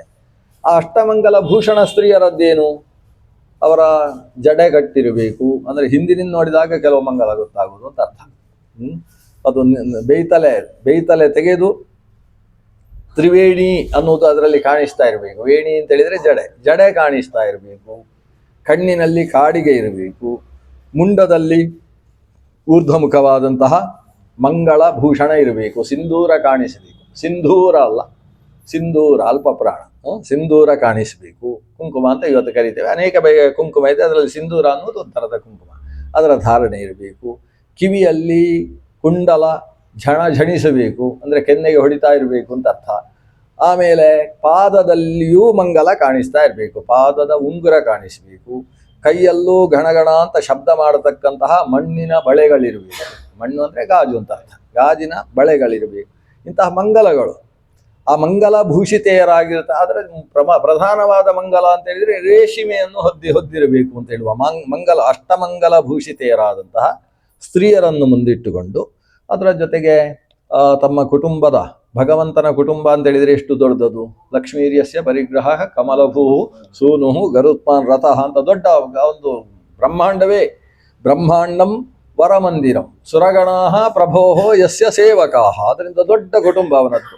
ಅಂತಹ ಕುಟುಂಬದ ಜೊತೆಗೆ ಭಗವಂತ ಸಾಕ್ತಾನೆ. ಈ ಮದುವೆಯನ್ನು ನಡೆಸುವುದಕ್ಕೆ ಸ್ತ್ರೀಯರ ಪ್ರಧಾನ ಪುರೋಹಿತರು, ಸ್ತ್ರೀಯರಲ್ಲಿ ಪ್ರಧಾನ ಪುರೋಹಿತರು ಯಾರು ಅಂದರೆ ಕೊಲ್ಲಾಪುರದಿಂದ ಲಕ್ಷ್ಮೀದೇವಿಯನ್ನು ಕರೆಸಿಕೊಂಡಿದ್ದಾನೆ. ಅದಕ್ಕೋಸ್ಕರ ಕೊಲ್ಲಾಪುರಕ್ಕೆ ಕಳಿಸಿದ್ದವ ಏನು ರುದ್ರದೇವರ ನೇತೃತ್ವದಲ್ಲಿ ಒಂದು ಕೊಲ್ಲಾಪುರಕ್ಕೆ ಕಳಿಸಿದ್ದಾನೆ. ನನಗೆ ಈಗ ಒಂದು ಮದುವೆಯ ವ್ಯವಸ್ಥೆ ಆಗ್ತಾ ಇದೆ, ಈ ಮದುವೆಯ ವ್ಯವಸ್ಥೆ ಸ್ವತಃ ಲಕ್ಷ್ಮೀ ನಿಂತು ಮಾಡುವುದಾದರೆ ಮಾತ್ರ ನಾನು ಮದುವೆ ಮಾಡಿಕೊಳ್ಳುವುದು. ಎಲ್ಲ ವ್ಯವಸ್ಥೆ ಮೊದಲೇ ಮಾಡಿ ಆಗಿದೆವ, ಈಗ ಅವಳ ಹತ್ರ ಹೇಳಿ ಕಳಿಸೋದು. ಅವಳು ನಿಂತು ಮಾಡಿಸಿದರೆ ಮಾತ್ರ ನಾನು ಮಾಡಿಕೊಳ್ಳುವುದು. ಅವಳನ್ನು ಹೇಗಾದರೂ ಒಪ್ಪಿಸಿ ಅವಳನ್ನು ಕರ್ಕೊಂಡು ಬರಬೇಕು ಅಂತ ಕೊಲ್ಲಾಪುರದ ಲಕ್ಷ್ಮಿ ಬಂದು ಈ ಮದುವೆಯ ಪ್ರಧಾನ ನೇತೃತ್ವ ವಹಿಸಿ ಆಕೆ ನಡೆಸ್ತಕ್ಕಂಥ ವಿವಾಹ. ಆದ್ದರಿಂದಾಗಿ ಪದ್ಮಾವತಿ ಲಕ್ಷ್ಮಿ ಹೌದು ಅಲ್ಲೋ ಅಂತ ಚಿಂತನೆ ಶುರುವಾಗುವುದು ಅದರಲ್ಲಿ. ಯಾಕಂದರೆ ಲಕ್ಷ್ಮಿ ನಿಂತು ಮದುವೆ ಮಾಡಿಸ್ತಾ ಇದ್ದಾಳೆ. ಇಲ್ಲಿ ಪದ್ಮಾವತಿಯ ವಿವಾಹ.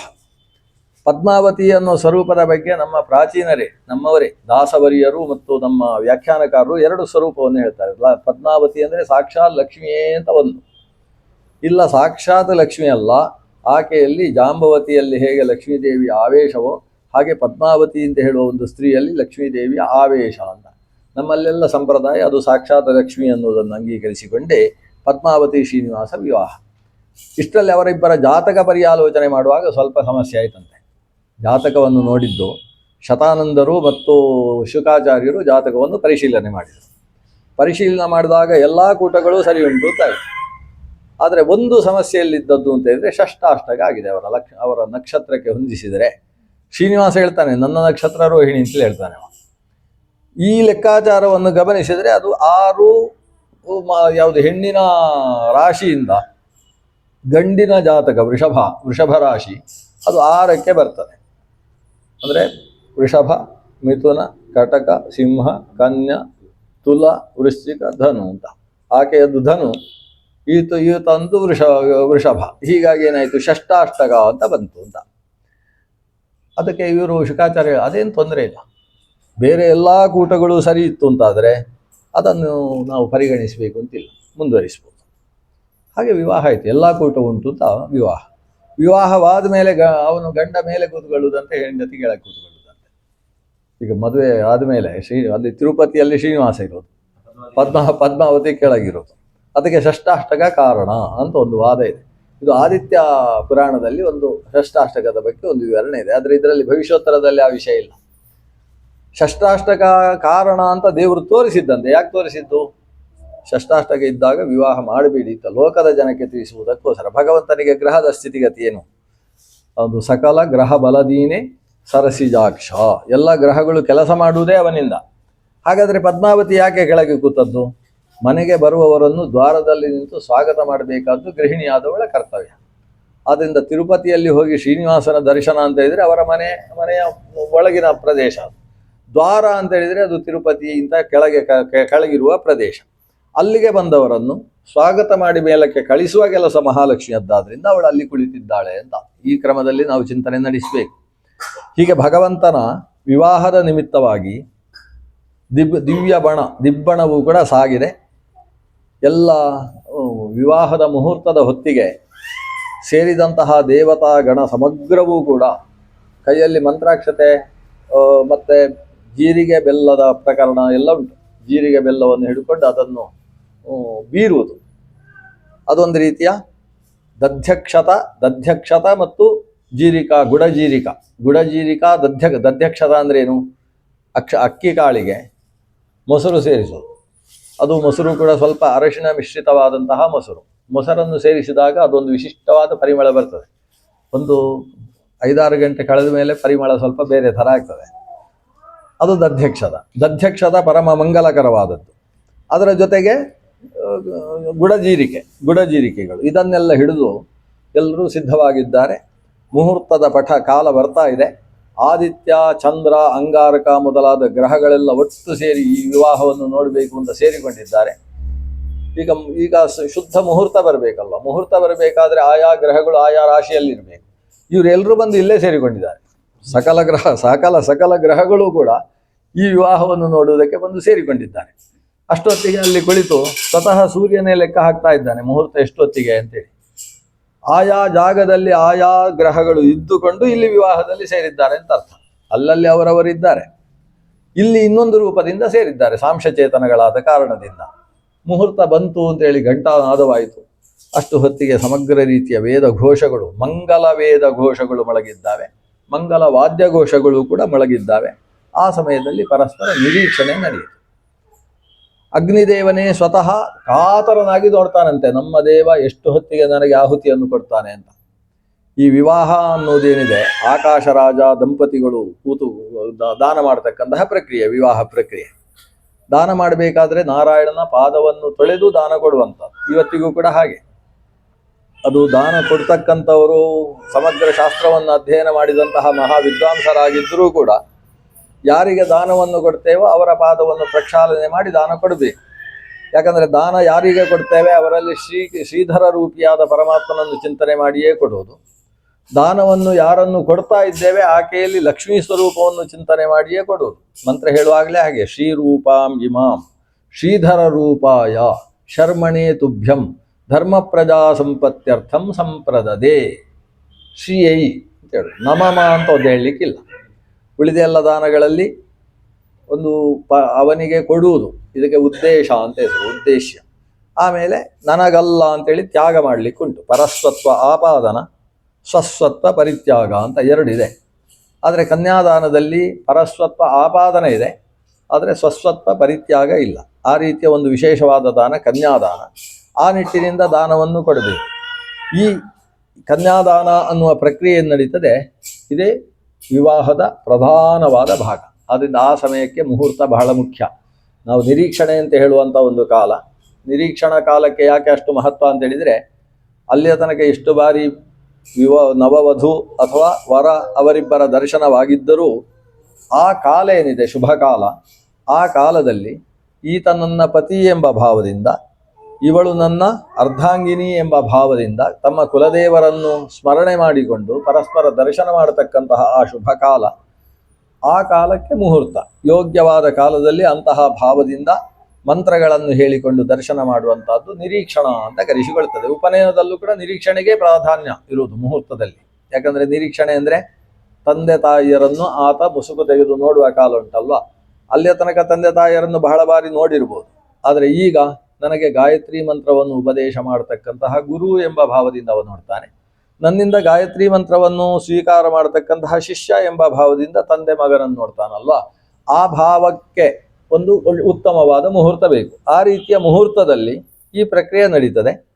ಪ್ರಕ್ರಿಯೆಯ ನಂತರದಲ್ಲಿ ಕನ್ಯಾದಾನ ಅನ್ನೋ ಒಂದು ಪ್ರಕ್ರಿಯೆ ನಡೀತದೆ. ನಿರೀಕ್ಷಣಾ ನಂತರದಲ್ಲಿ ಧಾರೆಯ ಮೂಲಕ, ಪತ್ನಿ ಸುರಿದಂತಹ ಜಲಧಾರೆಯ ಮೂಲಕವಾಗಿ ಈಕೆಯನ್ನು ನಿನ್ನ ಹಸ್ತದಲ್ಲಿ ಒಪ್ಪಿಸ್ತೇನೆ ಅಂತ ಹೇಳ್ತಕ್ಕಂಥ ಒಂದು ವಿವಾಹದ ಪ್ರಧಾನ ಅಂಗವಾದ ಕನ್ಯಾದಾನ ಅನ್ನುವ ಪ್ರಕ್ರಿಯೆಯು ನಡೀತದೆ.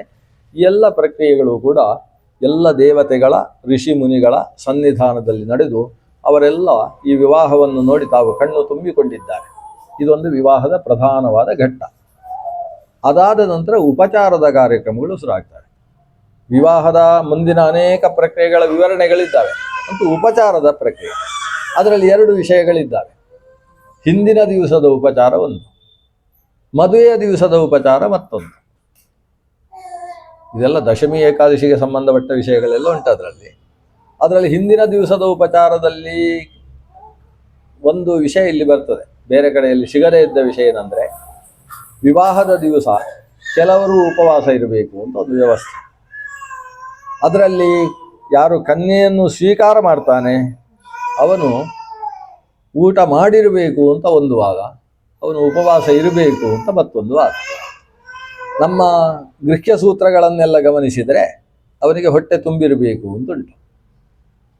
ಆದರೆ ಶ್ರೀನಿವಾಸ ಕಲ್ಯಾಣ ನೋಡಿದರೆ ಅವನು ಉಪವಾಸ ಮಾಡ್ತಾನೆ, ಅವನಿಗೆ ಹೊಟ್ಟೆಗೆ ತಗೊಂಡಿರಬಾರ್ದು ಅಂತ ಇಲ್ಲಿ ಕಾಣಿಸ್ತದೆ.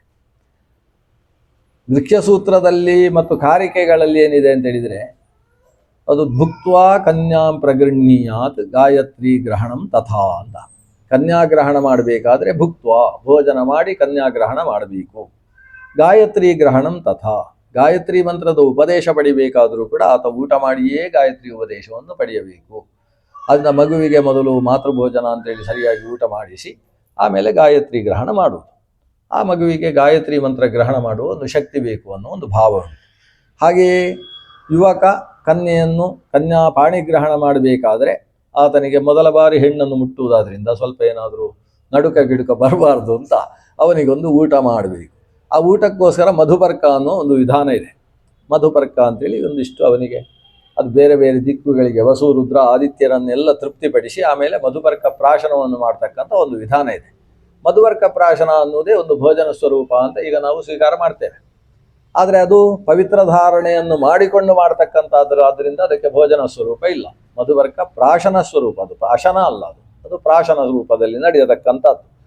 ಅವನಿಗೊಂದು ಆಶನ ನಡೆದಿರಬೇಕು ಅಂತ ನಮಗೆ ಗೃಹ್ಯಾದಿ ಸೂತ್ರಗಳ ವ್ಯಾಖ್ಯಾನಗಳಲ್ಲಿ ಕಾಣಸಿಗತಕ್ಕಂಥದ್ದು. ಆದರೆ ಇಲ್ಲಿ ಹೇಳ್ತಾನೆ, ಕನ್ಯೆಯನ್ನು ದಾನ ಮಾಡತಕ್ಕಂಥವ್ರು, ಕನ್ಯೆಯನ್ನು ಸ್ವೀಕಾರ ಮಾಡತಕ್ಕಂತಹ ತಂದೆ ತಾಯಿಯರ ಸ್ಥಾನದಲ್ಲಿರತಕ್ಕಂಥವ್ರು ಮತ್ತು ಕನ್ಯೆಯನ್ನು ಸ್ವೀಕಾರ ಮಾಡ್ತಕ್ಕಂಥ ನಾನು, ಈ 3 ಜನ ಉಪವಾಸ ಇದ್ರೆ ಸಾಕು. ಉಳಿದವರಿಗೆಲ್ಲ ಭಾರಿ ವಿಜೃಂಭಣೆಯ ಮುಂಡಿಗೆ ಊಟ ನಡೀಲಿ ಅಂತ, ಮಂಡಿಗೆ ಅಲ್ವಾ, ಅದು ಊಟ ಎಲ್ಲ ನಡೀಲಿ ಅಂತ ಅವರಿಗೆ ಭೋಜನದ ವ್ಯವಸ್ಥೆಯನ್ನು ಶ್ರೀನಿವಾಸ ಮಾಡಿಸಿದ ಹಾಗೆ ಇಲ್ಲೊಂದು ಉಲ್ಲೇಖ ಇದೆ. ಆದ್ದರಿಂದ ಕನ್ಯಾ ಪ್ರತಿಗ್ರಹಣ ಮಾಡತಕ್ಕಂತಹ ವರ ಆತ ಅವತ್ತು ವಿಶೇಷ ಆಹಾರಗಳನ್ನೆಲ್ಲ ಸ್ವೀಕರಿಸುವುದು ಅಷ್ಟು ಬೇಕಿಲ್ಲ ಅಂತ ಇದನ್ನು ಗಮನಿಸಿದರೆ ಅರ್ಥ ಆಗತಕ್ಕಂಥದ್ದು. ಆದರೆ ಆತನಿಗೆ ಮಧುಪರ್ಕ ಅನ್ನುವ ರೀತಿಯ ಒಂದು ವಿಧಾನ ಏನುಂಟು, ಅಷ್ಟು ಆಹಾರವನ್ನು ಆತ ಸ್ವೀಕರಿಸಬೇಕು ಅನ್ನೋದು ಇಲ್ಲಿ ಕಾಣಿಸುವಂಥದ್ದು. ಹೀಗೆ ಇಲ್ಲಿ ಕನ್ಯಾಗ್ರಹಣ ಆಗತಕ್ಕಂಥದ್ದು. ಕೊನೆಗೆ ಬಂದವರಿಗೆಲ್ಲ ಉಪಚಾರದ ಪ್ರಕ್ರಿಯೆ ರಾತ್ರಿಯ ತನಕ ನಡೆಯತಕ್ಕಂತಹ, ರಾತ್ರಿ ಮಧ್ಯರಾತ್ರಿಯ ಹತ್ತಿರದ ತನಕವೂ ನಡೆಯತಕ್ಕಂತಹ ಉಪಚಾರಗಳು. ಎಲ್ಲರೂ ಈ ವಿವಾಹದ ಸುಂದರ ಕ್ಷಣವನ್ನು ತಾವು ಕಣ್ಣು ತುಂಬಿಸಿಕೊಂಡು ಅದರಲ್ಲಿ ತುಂಬ ಆನಂದ ಪಟ್ಟಂತಹ ಮತ್ತೊಂದು ಸಂದರ್ಭ ಅಂತ ಇದ್ರೆ ಈ ಮಂಗಳಸೂತ್ರ ಬಂಧನ ನಡೆಯತಕ್ಕಂತಹ ಕಲ್ಯಾಣದ ಮತ್ತೊಂದು ಪ್ರಮುಖವಾದ ಭಾಗದ ಕಾಲ. ಅಲ್ಲಿಗೆ ವಿವಾಹ ಮುಗಿಯಿತು ಅಂತ ಲೆಕ್ಕ. ವಿವಾಹದ ಪ್ರಕ್ರಿಯೆಗಳೆಲ್ಲ ಉಪಸಂಹಾರವಾಗತಕ್ಕಂತಹ ಕಾಲದಲ್ಲಿ ನಡೆಯುವಂಥದ್ದು ಮಂಗಳಸೂತ್ರ ಬಂಧನ. ಆ ಹೊತ್ತಿಗೆ ಮಾಂಗಲ್ಯ ತಂತುನಾನೇನ, ಅಲ್ಲಿ ಮಾಂಗಲ್ಯಂ ತಂತುನಾನೇನ ಅಂತ ಒಂದು ಪಾಠ, ಮಾಂಗಲ್ಯ ತಂತುನಾನೇನ ಅಂತ ಮತ್ತೊಂದು ಪಾಠ. ಮಾಂಗಲ್ಯ ತಂತುನಾನೇನ ಭರ್ತೃಜೀವನ ಹೇತುನ ಅಥವಾ ಲೋಕ ಜೀವನ ಹೇತುನ ಕಂಠೆ ಬದ್ನಾಮಿ ಸುಭಗೆ. ಏನನ್ನು ಬದ್ನಾಮಿ ಅಂತ ಅಲ್ಲಿ ಬರುವುದಿಲ್ಲ. ಮಾಂಗಲ್ಯ ತಂತುನ, ತಂತು ಅನ್ನಷ್ಟೇ, ಮಂಗಲವಾದಂತಹ ಮಂಗಲ ಹೇತುಕವಾದಂತಹ ಒಂದು ತಂತುನ ಬದ್ನಾಮಿ, ಕಂಠಕ್ಕೆ ಬಂಧನ ಮಾಡ್ತೇನೆ. ಮಾಂಗಲ್ಯಂ ತಂತುನಾನೇನ ಅಂತ ಹೇಳಿದರೆ ಏನರ್ಥ ಆಗ್ತದೆ? ಮಾಂಗಲ್ಯಂ ಅಂದರೆ ನಾವು ತಾಳಿಯನ್ನು ನಾವು ಮಾಂಗಲ್ಯ ಅಂತ ಕರೆಯೋದು. ಈ ಮಾಂಗಲ್ಯವನ್ನು ಅಂದರೆ ತಾಳಿಯನ್ನು ಅನೇನ ತಂತುನ, ಈ ಅರಶಿನ ಬಣ್ಣದ ತಂತುವಿನಿಂದ ಕಂಠೆ ಬದ್ನಾಮಿ. ಇಲ್ಲಿ ಈ ಪುಸ್ತಕದಲ್ಲಿ ನಾನು ಓದಿದ ಪುಸ್ತಕದಲ್ಲೆಲ್ಲ ಮಾಂಗಲ್ಯ ತಂತುನಾನೇನ ಅಂತಲೇ ಪಾಠ ಇದೆ. ಮಾಂಗಲ್ಯಂ ತಂತುನಾನೇನ ಅಂತ ಅದರಲ್ಲಿ ಪಾಠ ಇಲ್ಲ. ಆದರೆ ಹಳೆಯ ಪುಸ್ತಕದಲ್ಲಿ ಆ ಪಾಠವೂ ಇದೆ, ಮಾಂಗಲ್ಯಂ ತಂತುನಾನೇನ ಅಂತಲೂ ಪಾಠ ಇದೆ. ಅದು ಎರಡೂ ಸಮಂಜಸ ಅಂತ ಅನಿಸುತ್ತೆ ನನಗೆ. ಮಾಂಗಲ್ಯಂ ತಂತುನಾನೇನ ಮಮ ಮಮ ಜೀವನ ಹೇತುನ ನಾವು ಇವತ್ತು ಹೇಳ್ತೇವೆ. ಅದರಿಂದ ಕಂಠೇ ಬಧ್ನಾಮಿ, ಅಥವಾ ಮಾಂಗಲ್ಯ ತಂತುನ ಅನೇನ ಕಂಠಂ ಬಧ್ನಾಮಿ ಅಲ್ಲ, ಕಂಠೇ ಬಧ್ನಾಮಿ. ಈ ತಂತುವನ್ನು ಉಪಯೋಗಿಸಿಕೊಂಡು ಕಂಠದಲ್ಲಿ ತಂತುವನ್ನು ಕಟ್ತೇನೆ ಅಂತ. ಆ ತಂತುವಿನಲ್ಲಿ ಒಂದು ಅರಿಶಿಣ ಇದ್ದರೆ ಸಾಕಾಗ್ತದೆ, ಬಂಗಾರವೇ ಬೇಕು ಅಂತ ಇಲ್ಲ ಅಂತ ಅರ್ಥ. ಒಂದು ಅರಶಿಣ ಹೇಗೆ ನಾವು ಕೈಯಲ್ಲಿ ಕಂಕಣ ಬಂಧನವನ್ನು ನಡೆಸ್ತೇವೋ ಅದೇ ರೀತಿಯಲ್ಲಿ ಇದೊಂದು ದೀಕ್ಷೆ, ಸತಿಪತಿಯರ ಒಂದು ದೀಕ್ಷೆ, ಕುಟುಂಬವನ್ನು ಜೊತೆಗೆ ಸಾಗಿಸಿಕೊಂಡು ಹೋಗತಕ್ಕಂತಹ ಒಂದು ಜೀವನ ದೀಕ್ಷೆ ಅನ್ನುವ ಭಾವದಿಂದ ಕಂಠದಲ್ಲಿ ಬಂಧನ ಮಾಡತಕ್ಕಂತಹ ವಿಧಾನದ ಬಗ್ಗೆ. ಅದು ಘಟನೆ ಎಲ್ಲ ನಡೆದ ಮೇಲೆ ಆಕಾಶರಾಜ ಸಪತ್ನೀಕನಾಗಿ ತಾನು ತನ್ನ ಮಗಳನ್ನು ಶ್ರೀನಿವಾಸನಿಗೆ ಒಪ್ಪಿಸತಕ್ಕಂತಹ ಪ್ರಕ್ರಿಯೆ. ಒಪ್ಪಿಸುವ ಹೊತ್ತಿಗೆ ಅನೇಕ ಭಗವಂತನ ಮಾಹಾತ್ಮ್ಯವನ್ನು ನಿರೂಪಿಸುವಂತಹ ಭಾಗ. ಶ್ರೀನಿವಾಸನ ಗೋತ್ರ ಯಾವುದು, ಶ್ರೀನಿವಾಸನ ನಕ್ಷತ್ರ ಯಾವುದು ಅಂತ ಎಲ್ಲ ಕೇಳಿದಾಗ, ಅಥವಾ ಅಪ್ಪ ಅಜ್ಜ ಮುತ್ತಜ್ಜರ ಹೆಸರನ್ನೆಲ್ಲ ಕೇಳಿದಾಗ ಇಲ್ಲಿ ಎಲ್ಲ ಬರುವುದು ಶ್ರೀಕೃಷ್ಣನ ಇತಿಹಾಸವೇ ಬರುವುದು. ಯಾವುದು ಗೋತ್ರ ಅಂತ ಹೇಳಿದರೆ ಯದುಕುಲದಲ್ಲಿ ಬಂದದ್ದು, ಯದುಕುಲಕ್ಕೆ ಸಂಬಂಧಪಟ್ಟ ಚಂದ್ರವಂಶದಮ್ದು ಅಂತ ಅದನ್ನೇ ಹೇಳ್ತಾನೆ. ನಕ್ಷತ್ರ ಯಾವುದು ಅಂದರೆ ರೋಹಿಣಿ ನಕ್ಷತ್ರ ಅಂತ ಹೇಳ್ತಾನೆ. ಅಪ್ಪ ಯಾರು ಅಂತ ಕೇಳಿದರೆ ವಸುದೇವ ಅಂತ ಹೇಳ್ತಾನೆ. ಅಜ್ಜ ಯಾರು ಅಂತ ಹೇಳಿದರೆ ಶೂರ ಅಂತ ಹೇಳ್ತಾನೆ. ಅಂದರೆ ಯಾರು ಶೂರಸ್ಯ ಪ್ರಪೌತ್ರಸ್ಯ ವಸುದೇವ ವರ್ಮಣಃ ಪುತ್ರಸ್ಯ ಅಂತ ಹೀಗೆ ಆ ಹೆಸರನ್ನು ಹೇಳಬೇಕಾದ್ರೆ ಕೃಷ್ಣನದ್ದೇ ಇತಿಹಾಸವನ್ನು ಶ್ರೀನಿವಾಸ ಹೇಳ್ತಾನೆ. ಇದರಿಂದ ಇನ್ನೊಂದು ಗೊತ್ತಾಗುವಂಥದ್ದು, ಶ್ರೀನಿವಾಸ ಅಂತ ಹೇಳುವ ಅವತಾರ ಪೃಥಕ್ ಅವತಾರ ಅಲ್ಲ, ಭಗವಂತ ಶ್ರೀಕೃಷ್ಣನದ್ದೇ ರೂಪ. ಅದು ಶ್ರೀಕೃಷ್ಣಾವತಾರ ಆದ ರೂಪ ಏನು ಉಂಟು ಅದೇ ರೂಪ, ಅದಕ್ಕಿಂತ ಪೃಥಕ್ ಆದ ರೂಪ ಅಲ್ಲ. ಅದರಿಂದ ಕಲಿಯುಗದಲ್ಲಿ ದೇವರ ಅವತಾರ ಹೇಗೆ, ತ್ರಿಯುಗಭೂತಿ ಅಂತ ದೇವರಿಗೆ ಹೆಸರು, ಅವ 3 ಯುಗದಲ್ಲಿ ಅವತರಿಸೋದು. ಕಲಿಯುಗದಲ್ಲಿ ಶ್ರೀನಿವಾಸನ ಅವತಾರ ಹೇಗಾಯಿತು ಅನ್ನೋ ಪ್ರಶ್ನೆಗೂ ಇಲ್ಲಿ ಉತ್ತರ ಸಿಗ್ತದೆ. ಆ ಶ್ರೀನಿವಾಸ ರೂಪವೇ, ಆ ಭಗವಂತನ ಶ್ರೀಕೃಷ್ಣ ರೂಪ ಲೋಕದಲ್ಲಿ ಆರಾಧನೆಗೋಸ್ಕರ 3 ಕಡೆಯಲ್ಲಿ 3 ಸ್ವರೂಪವನ್ನು ವಹಿಸಿ ನಿಂತಿದೆ ಅಂತ ಪುರಾಣ ಹೇಳತಕ್ಕಂಥದ್ದು. ಒಂದು ಶ್ರೀಮನ್ ಮಧ್ವಾಚಾರ್ಯರಿಂದ ಉಡುಪಿಯಲ್ಲಿ ಪ್ರತಿಷ್ಠಾಪಿತವಾದ ಕೃಷ್ಣ ರೂಪ, ಅನ್ನಬ್ರಹ್ಮ ಅಂತ ಕರಿತೇವೆ. ಇನ್ನೊಂದು ಸ್ವತಃ ಶ್ರೀನಿವಾಸನೇ ತಾನು ಅಲ್ಲಿ ಕಲ್ಲಾಗಿ ನಿಂತಹ ರೂಪ, ಉದ್ಭವ ಸ್ವರೂಪ. ಅದು ತಿರುಪತಿಯ ವೆಂಕಟಾದ್ರಿಯಲ್ಲಿ ಇರತಕ್ಕಂತಹ ಶ್ರೀನಿವಾಸ, ಅದನ್ನು ಕಾಂಚನ ಬ್ರಹ್ಮ ಅಂತ ಹೆಚ್ಚು ವ್ಯವಹಾರ ಮಾಡುವುದು. ಮತ್ತೊಂದು ತನ್ನ ಸೊಂಟದ ಮೇಲೆ 2 ಕೈಗಳನ್ನಿಟ್ಟು ಇಟ್ಟಿಗೆಯ ಮೇಲೆ ಪುಂಡಲೀಕವರಧನಾಗಿ ನಿಂತಹ ಪಾಂಡುರಂಗದೇವ, ಅವನನ್ನು ಗಾನಬ್ರಹ್ಮ ಅಂತ ಕರಿತೇವೆ. ಈ 3 ಅದು ಭಗವಂತ ಕೃಷ್ಣನದ್ದೇ ರೂಪ.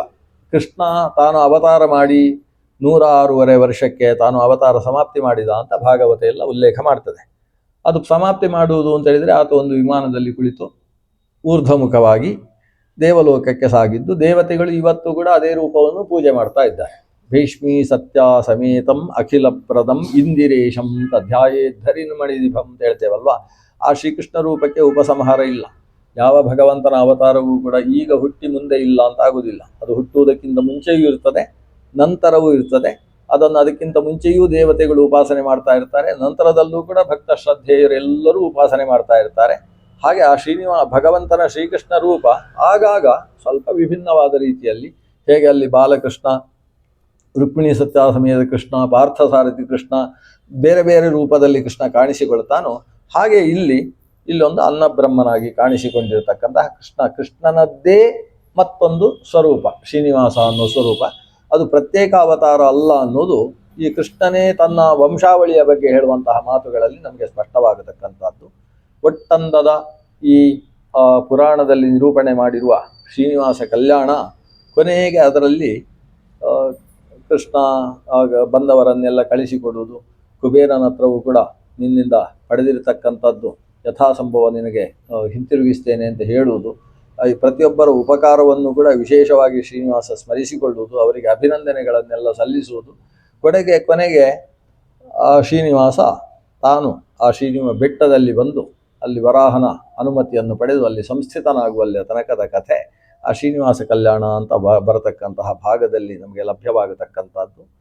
ಅದನ್ನು ಪ್ರತ್ಯೇಕ ಶ್ಲೋಕ ಸಹಿತವಾಗಿ ನೋಡ್ತಾ ಹೋದರೆ ನಾವಿವತ್ತು ವಿವಾಹದಲ್ಲಿ ಏನೇನನ್ನು ಅನುಷ್ಠಾನ ಮಾಡ್ತೇವೆ ಅದರದ್ದೆಲ್ಲ ಆಂತರ್ಯವನ್ನು ಅರ್ಥ ಮಾಡಿಕೊಳ್ಳುವುದಕ್ಕೆ ಬೇಕಾಗುವ ರೀತಿಯಲ್ಲಿದೆ. ಎಲ್ಲಕ್ಕಿಂತ ಮುಖ್ಯವಾಗಿ ಶ್ರೀನಿವಾಸ ಕಲ್ಯಾಣ ಅದು ವಿವಾಹ ಪ್ರಕ್ರಿಯೆ ಹೇಗೆ ನಡೀತದೆ ಇತ್ಯಾದಿಗಳನ್ನು ತಿಳಿಸುವ ಉದ್ದೇಶದಲ್ಲಿರುವಂಥದ್ದಲ್ಲ. ಭಗವಂತ ನಾರಾಯಣ ಸರ್ವೋತ್ತಮನಿದ್ದಾನೆ. ಅವನು ಏನು ಲೀಲೆಯನ್ನು ಮಾಡ್ತಾನೆ ಆ ಲೀಲೆಗೆ ನಾವು ಜೊತೆಗೆ ಸೇರಬೇಕು, ನಾವು ನೋಡಬೇಕು ಅಂತ ಪ್ರತಿಯೊಬ್ಬ ದೇವತೆಗಳು, ಪ್ರತಿಯೊಬ್ಬ ಋಷಿಗಳು ಕೂಡ ತಾವು ತೊರಿತಾ ಇರ್ತಾರೆ. ಅದಕ್ಕೋಸ್ಕರ ಅಹಮಹಮಿಕೆಯಿಂದ ಬಂದು ಅದರ ಜೊತೆಗೆ ಸೇರಿಕೊಳ್ತಾರೆ. ಆ ಭಗವಂತನ ನಾಯಕತ್ವದಲ್ಲಿ ಉಳಿದೆಲ್ಲರೂ ಕೂಡ ಲೋಕ ನಿರ್ವಾಹವನ್ನು ಮಾಡ್ತಾರೆ ಅನ್ನುವ ತತ್ವವನ್ನು ತಿಳಿಸುವ ದೃಷ್ಟಿಯಿಂದ ಈ ಕಥೆ ವೇದವ್ಯಾಸ ವಾಣಿಯಾಗಿ ನಮಗೆ ಪುರಾಣದಲ್ಲಿ ಲಭ್ಯವಾಗತಕ್ಕಂಥದ್ದು. ಕೊನೆಗೆ ಶ್ರೀನಿವಾಸಾಯ ಮಂಗಲಂ, ಅದರ ಮಂಗಲ ಶ್ಲೋಕ ಅದೇ. ಶ್ರೀನಿವಾಸ ಅವನು ಸಕಲರಿಗೆ ಈಶಾನ, ಸಕಲರಿಗೂ ಈಶಾನನಾದಂತಹ ಆ ಶ್ರೀನಿವಾಸನಿಗೆ ಮಂಗಲವ. ಅವನಿಗೆ ಮಂಗಲ ಅಂತ ಹೇಳುವುದರ ಉದ್ದೇಶ ಏನು? ಶ್ರೀನಿವಾಸನಿಗೆ ಮಂಗಲವಾಗಲಿ ಅಂತ ಅದರ ಅರ್ಥ ಅಲ್ಲ. ಶ್ರೀನಿವಾಸ ಅವನಿಗೆ ಮಂಗಲವಾಗಿದೆ. ಈ ರೀತಿಯ ಒಂದು ವಿವಾಹ ಪ್ರಕ್ರಿಯೆಯ ಮೂಲಕ ಆತ ಸರ್ವದಾ ಮಂಗಲದಿಂದ ಕೂಡಿದವ. ಅವನಿಗೆ ಮಂಗಲ ಅಂತ ನಾವು ಹೇಳುವುದರ ಮೂಲಕ ನಮ್ಮೆಲ್ಲ ಕುರಿಯಾಧರಿರು ಮಂಗಲಂ ಅಂತ ನಮಗೆಲ್ಲರಿಗೂ ಕೂಡ ಆತ ಮಂಗಲವನ್ನು ಮಾಡಲಿ ಅನ್ನುವ ಪ್ರಾರ್ಥನೆಯ ಜೊತೆಗೆ ಶ್ರೀನಿವಾಸ ಕಲ್ಯಾಣದ ಉಪಸಂಹಾರ ಇದೆ. ನಾವಿವತ್ತು ಶ್ರೀನಿವಾಸ ಕಲ್ಯಾಣವನ್ನು ಪ್ರತ್ಯೇಕ ಸಾಂಗವಾಗಿ ಶ್ರವಣ ಮಾಡ್ಬೋದು. ಆದರೆ ನಮಗೆ ದೀರ್ಘಕಾಲದ ಕಾಲಾವಕಾಶ ಇಲ್ಲ. ಅದಕ್ಕೋಸ್ಕರ ಒಂದು ನಾವು ಸಂಕಲ್ಪಿತವಾದದ್ದು ನ್ಯೂನವಾಗಬಾರದು ಅನ್ನೋ ಉದ್ದೇಶದಿಂದ ನಾನೊಂದು ಸಾಮಾನ್ಯ ಸ್ವರೂಪದ ಶ್ರೀನಿವಾಸ ಕಲ್ಯಾಣದ ಚಿಂತನೆಯನ್ನು ಕೊಟ್ಟಿದ್ದೇನೆ. ನಮ್ಮ ಸುಶ್ರಾವ್ಯ ಸಂಗೀತ ವಿದುಷಿ ಆಕೆಯ ಕಂಠದಿಂದ ಗಾನವನ್ನು ಕೇಳುವುದು ಅಂತ ಹೇಳಿದರೆ ಬಹಳ ಸಂತೋಷವಾಗುವ ರೀತಿಯಲ್ಲಿ, ಅದರಲ್ಲಿ ಒಳ್ಳೆಯ ಸಾಧನೆ, ತಂದೆ ತಾಯಿಯರ ಪ್ರೇರಣೆ ಇಲ್ಲದೆ ಅಂತಹ ಸಾಧನೆ ಮಾಡುವುದಕ್ಕೆ ಸಾಧ್ಯ ಇಲ್ಲ. ಉತ್ತಮವಾದ ಸಾಧನೆ ಇದೆ. ಧರ್ಮನಿಷ್ಠವಾದ ಜೀವನದಲ್ಲಿ ಮಗಳನ್ನು ಬೆಳೆಸಿದ್ದೀರಿ. ನಮಗೆಲ್ಲ ಗುರುಗಳಾದಂತಹ ಬಹಳ ಶ್ರದ್ಧೇಯರಾಗಿರ್ತಕ್ಕಂತಹ ಕೇಶವ ಬಾಯಿರಿ ಆಚಾರ್ಯರ ಮಾರ್ಗದರ್ಶನದಲ್ಲಿ ಎಲ್ಲ ಧರ್ಮಕರ್ಮಗಳು ಕೂಡ ನಡೀತಾ ಇದ್ದಾವೆ. ಇದೇನು ಒಂದು ತಿಂಗಳಿಲ್ಲ ಅಲ್ವಾ? ನಾಡಿ 15 ದಿವಸ ಇದೆ ವಿವಾಹದ ಕಾರ್ಯಕ್ಕೆ. ನಮ್ಮ ಕಟೀಲು ಅಸರಣ್ಣ ಕುಟುಂಬದ ಹುಡುಗ ದುರ್ಗಾದೇವಿಯ ಆರಾಧನೆಯನ್ನು ಮಧ್ವಾಚಾರ್ಯರು ಹಾಕಿಕೊಟ್ಟಂತಹ ಮಾರ್ಗದಲ್ಲೇ ನಡೀತಾ ಇರುವಂಥ ಒಂದು ವಿಶಿಷ್ಟವಾದ ದೇವಳ, ಬಹಳ ಕಾರಣಿಕವುಳ್ಳಂತಹ ದೇವಳ. ಅದಕ್ಕೆ ಸಂಬಂಧಪಟ್ಟಂತಹ ಶಾಸ್ತ್ರಾಧ್ಯಯನದಲ್ಲೂ ಈ ಧಾರ್ಮಿಕ ಕರ್ಮಗಳಲ್ಲೂ ಪರಿಣತಿ ಇರತಕ್ಕಂತಹ ಒಬ್ಬ ದಾನವನ್ನು ಸ್ವೀಕಾರ ಮಾಡುವುದಕ್ಕೆ ಅರ್ಹನಾದಂತಹ ಸತ್ಪಾತ್ರನಿಗೆ ಕನ್ಯಾದಾನವನ್ನು ಮಾಡುವುದಕ್ಕೆ ಬೇಕಾದ ಒಂದು ಸದನುಕೂಲವನ್ನು ಭಗವಂತ ಅನುಗ್ರಹಿಸಿಕೊಟ್ಟಿದ್ದಾನೆ. ಆ ಕರ್ಮದಲ್ಲಿ ಆ ಶ್ರೀನಿವಾಸ ಪದ್ಮಾವತಿ ದೇವಿಯರ ಅನುಗ್ರಹವೂ ಕೂಡ ಸಂಪ್ರಾಪ್ತಿಯಾಗಬೇಕು. ಅವರ ಅನುಗ್ರಹದ ಜೊತೆಗೆ ಎಲ್ಲ ಕಾರ್ಯಗಳು ಕೂಡ ನಾವು ಅಂದುಕೊಂಡದ್ದಕ್ಕಿಂತ ಚೆನ್ನಾಗಿ ಸೇರಬೇಕಾದವರೆಲ್ಲ ಸೇರಿ ಎಲ್ಲರಿಗೂ ಇಷ್ಟವಾಗುವ ರೀತಿಯಲ್ಲಿ ಪ್ರತಿಯೊಬ್ಬರ ಆಶೀರ್ವಾದ ಪ್ರಾಪ್ತಿಯಾಗುವುದರ ಮೂಲಕ ಉಭಯ ಕುಟುಂಬಕ್ಕೂ ಸರ್ವತೋಮುಖವಾದ ಶ್ರೇಯಸ್ಸಾಗುವ ರೀತಿಯಲ್ಲಿ ಆ ವಿವಾಹ ಸತ್ಸಂಸ್ಕಾರ ನಡೀಬೇಕು ಅನ್ನುವ ದೃಷ್ಟಿಯಿಂದ ನಾವಿವತ್ತು ಭಗವಂತನಲ್ಲಿ ಶ್ರದ್ಧೆಯಿಂದ ಭಕ್ತಿಯಿಂದ ಪ್ರಾರ್ಥನೆಯನ್ನು ಸಲ್ಲಿಸೋಣ. ಶ್ರೀಕೃಷ್ಣಾರ್ಪಣಮಸ್ತು. ಅಕ್ಷಯಂ ಕರ್ಮ ಯಸ್ಮಿನ್ ಪರೇ ಸ್ವರ್ಪಿತಂ ಪ್ರಕ್ಷಯಂ ಯಾಂತಿ ದುಃಖಾನಿ ಯನ್ನಾಮತಃ ಅಕ್ಷರೋ ಯೋಜರಃ ಸರ್ವದೇವಾಮೃತಃ ಕುಕ್ಷಿಗಂ ಯಸ್ಯ ವಿಶ್ವಂ ಸದಾ ಜಾದಿಕಂ ಪ್ರೀಣಯಾಮೋ ವಾಸುದೇವಂ ದೇವತಾ ಮಂಡಲಾಖಂಡಮಂಡನಂ ಪ್ರೀಣಯಾಮೋ ವಾಸುದೇವಂ.